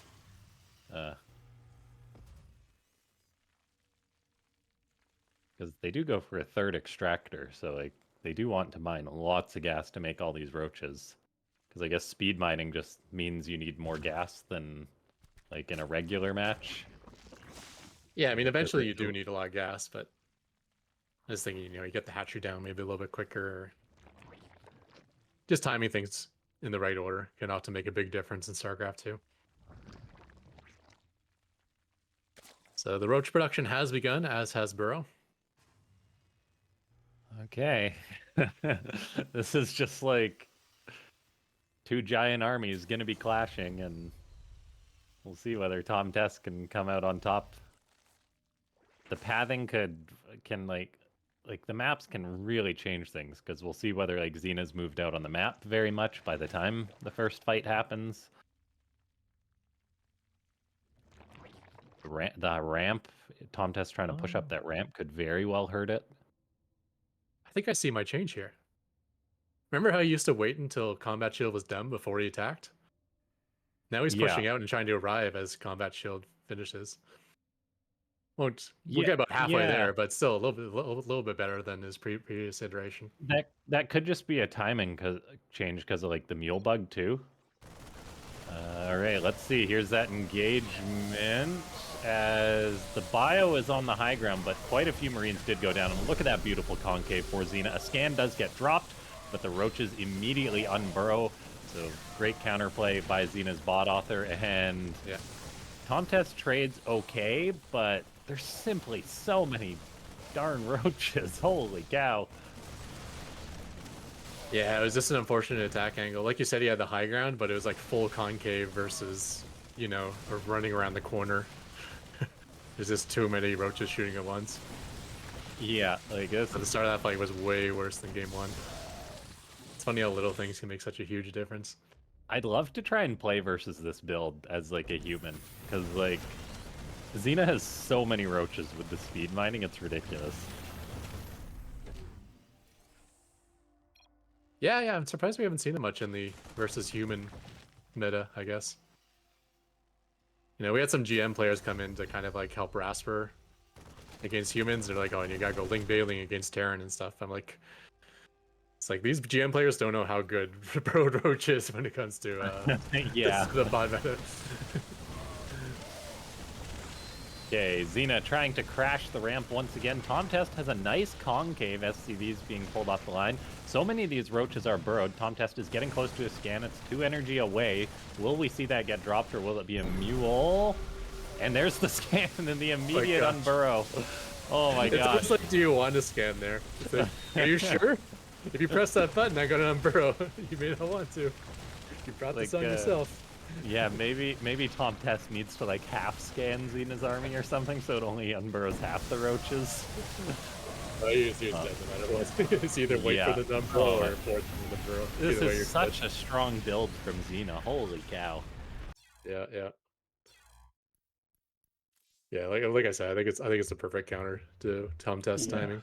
Oh god, so many roaches. It's giving me nightmares. Gonna have dreams about waves of roaches. Horrible numbers of roaches there. Oh god. But yeah, no. The pure timing on that, it's like, I want to know how many roaches Xena can get by like the 5-minute mark with that build. Like, it is so many. It's just insane. Yeah. I don't know how you can beat that with a human player with that many roaches. It's just crazy. But, yeah, I mean, I guess scout it, tank, bunker, pray. I feel a lot of the praying is doing a lot of the work there, but you know. Yeah, I know. Like, against like those mass roach max outs or even earlier timings, even like 130 supply timings, there really is no way to beat it in the open field as Terran. You got to take a defensive stance. There's got to be walls and bunkers and tanks and stuff like that, and probably marauders in your army as well if you're just going for normal marine stuff. All right, let's take a look at the 3rd game in the series. Oh, what do we get? It's like rolling a dice right now for Tom Test. Literally, the symbol for random is the dice. Oh no! I just saw something. Oh no! Oh god! Poor Tom Test. The bad luck continues. All right. It's going to be Xena spawning as Zerg once again. Little extractor trick down there in the bottom right-hand side of the map. But, yeah, Tom Test. Well, it has been like the bottom right is the losing side of the map. So maybe that's the difference. It may have nothing to do with roaches. Yeah, did we see Burrowed Roach as the chat tag for Xena? I did not see that, but I would assume. Yes, there it is. Burrowed Roach tag. Now, I don't know how like random functions as far as like setting up a bot. Does it function just like the random ladder? Like as a bot author, you can't determine what race you're gonna roll, or Yeah, exactly the same. okay, Well, I mean, random kind of is a race. So you roll yeah, as random, then random will assign you a race when the game starts. right, Yeah, there's Xena. As much as he probably wanted this to happen, he didn't have any control over this happening. okay. I don't know. Just Xena, I saying bet no. Xena has some strong counters to this, and with the other races too. Yeah, definitely. Their build selection is pretty strong. Tom Test saying not like this. Yeah, even having like two builds on your bot can make a difference. Like maybe have like a proxy marine all in, or maybe have a, you know, a build where you only build two barracks but go up to starport and involve other units. I don't know. Just like if you just have like three different one base cheeses or something that shoot at different times, then it's much less easy to be like blind countered by your opponent. Yeah. Tom Test, unfortunately, or I guess they just might not have had time. There wasn't an update pushed on the ladder anyway, so it's the same Tom Test as we saw in the earlier rounds, I think, and so nothing special to save it. Oh, nor over orbital again. Someone says, yeah, no orbital from Tom Test.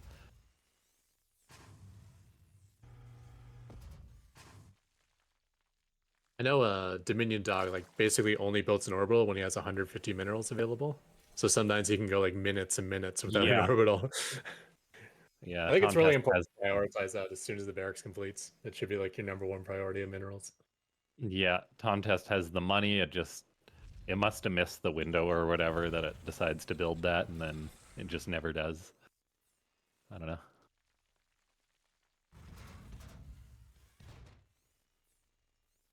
Well, he might hit 150. He's getting close. 135? Nope. So close. 145? Did he get there? I saw 145. Nope, he still didn't make it. He's just barely not able to get his money up to 150. I bet if it hits 150, he'll build it. I thought it was already at 150 prior, but maybe I was mistaken.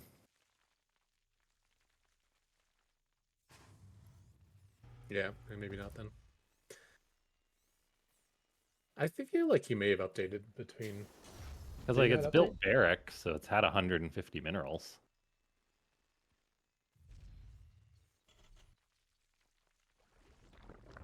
So I feel like Tom Test is moving out earlier. Maybe it's just all in my head, but I feel like he did something. He updated his bot since the round robin. I don't. Maybe. It was like halfway through March, so prior to the playoff bracket being released, it was updated. Oh, I mean like updated tournament. Oh yeah, because that's different than the ladder. Yeah. okay. Because I feel like he, if I recall correctly, he used to wait until +1 and combat shield were both done, and then he would move out. Now he's kind of anticipating that. He's like moving out while they're just finishing up. Like, so notice he's moving out now, neither upgrade is done. I feel like that's a new addition. Yeah.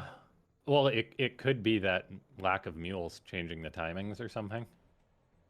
Oh, that's true. That's all based. I was basing that on the assumption that his timing attack was based on those two upgrades. But yeah, it could just be like when I reach this many units, I'll go or something. Please don't be Zerg, and there it is. Unfortunately for Tom Test, this is a very rough draw. I don't. Wait, there's a sight blocker here. That's. Oh my gosh, and it hurts. Tom Test. Yeah. There's a sight blocker, but the creep tumor could see the other side, so it's just pure advantage for Xena. Poor Tom Test. I think I jinxed him when I said the possibility of winning the whole tournament.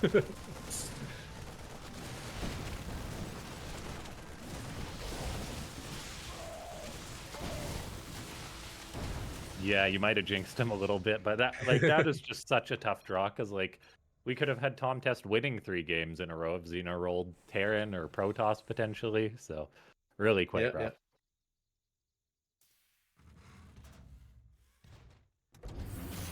Yeah, especially like Protoss, I feel would have a lot of trouble with this build. You really need batteries and some good micro. Because what are you going to have, like 2 Immortals at most by the time this arrives? Oh And yeah. Immortals aren't even good versus Marines, so you gotta, like, you're definitely not going to have Colossus or any splash damage. Yeah, a bit Just kiting anticlimactic stalkers, I guess. contest, but it was an incredible tournament run. Yeah, yeah. And your first tournament, making it to the, Yeah. to the quarterfinals, that's really something to be proud of. Especially facing Kenny Nana twice and NegativeZero NegativeZero twice. Yeah. Yeah. No, it's a fantastically made bot, and we'll definitely see Tom Test in a future tournament. But yeah, very unlucky to get Zerg 3 times in a row. Oh god, my heart sank when I saw the Zerg come up. I'm like, oh no. But no, well done, Tom Test, and again, Cena, for being a random bot and being so amazingly good. Still to go completely unbeaten in this tournament is a real achievement. Yeah, Xena is not a bot that you can sleep on, so we'll just see how it does against Zozo, and we've got our quarterfinals. Or, yeah, All right. semifinals. All set up. Semifinals, yeah.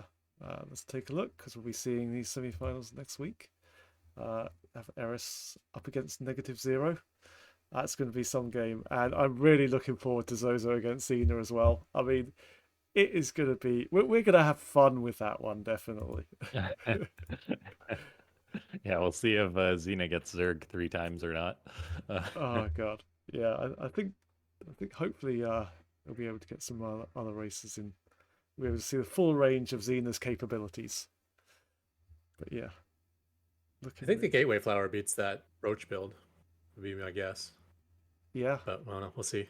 We'll see. Yeah, because we already saw Zozo versus Xena, didn't we? Though. Yes, we saw that in the qualification match, and Xena won 2-0. And Xena had really great defense, I think, didn't it? Or yes. Maybe I'm mistaken. Yeah, I think. But Zozo went 3-0, and so he must have beat Zozo. Must have beat him. Yeah. Somehow. But they both had time to update. Plus, Xena is random, so yeah. There's a lot of variance. Xena went 2-0, not 3-0. And I can confirm that Zozo has had an update since then. So, and did Zozo not go perfect in the Swiss format? Xena went perfect. Yeah, Zozo Xena went did. Oh, so 3-1. Zozo lost to Xena. Okay, Zozo lost to Xena. Yeah, that's correct. But cool. All right. Well, it's been a long cast, guys, and it's getting late here. So, thank you very much for joining us, Ketrock and Laughing Games. You've been amazing as always. Up for next week. Thank you so much for having us and organizing this. It's been really fun to watch. Yeah, it's great. And thanks everyone for joining in. And we will be back next week with the semi-finals. I'll catch you next time. Yeah. Thanks so much, everyone, for tuning in. Before the stream closes out, just click that follow button on the channel and click that like button, and we'll see you guys next week. You got me covered, though. That's awesome. Thanks, guys. Catch you later. See ya.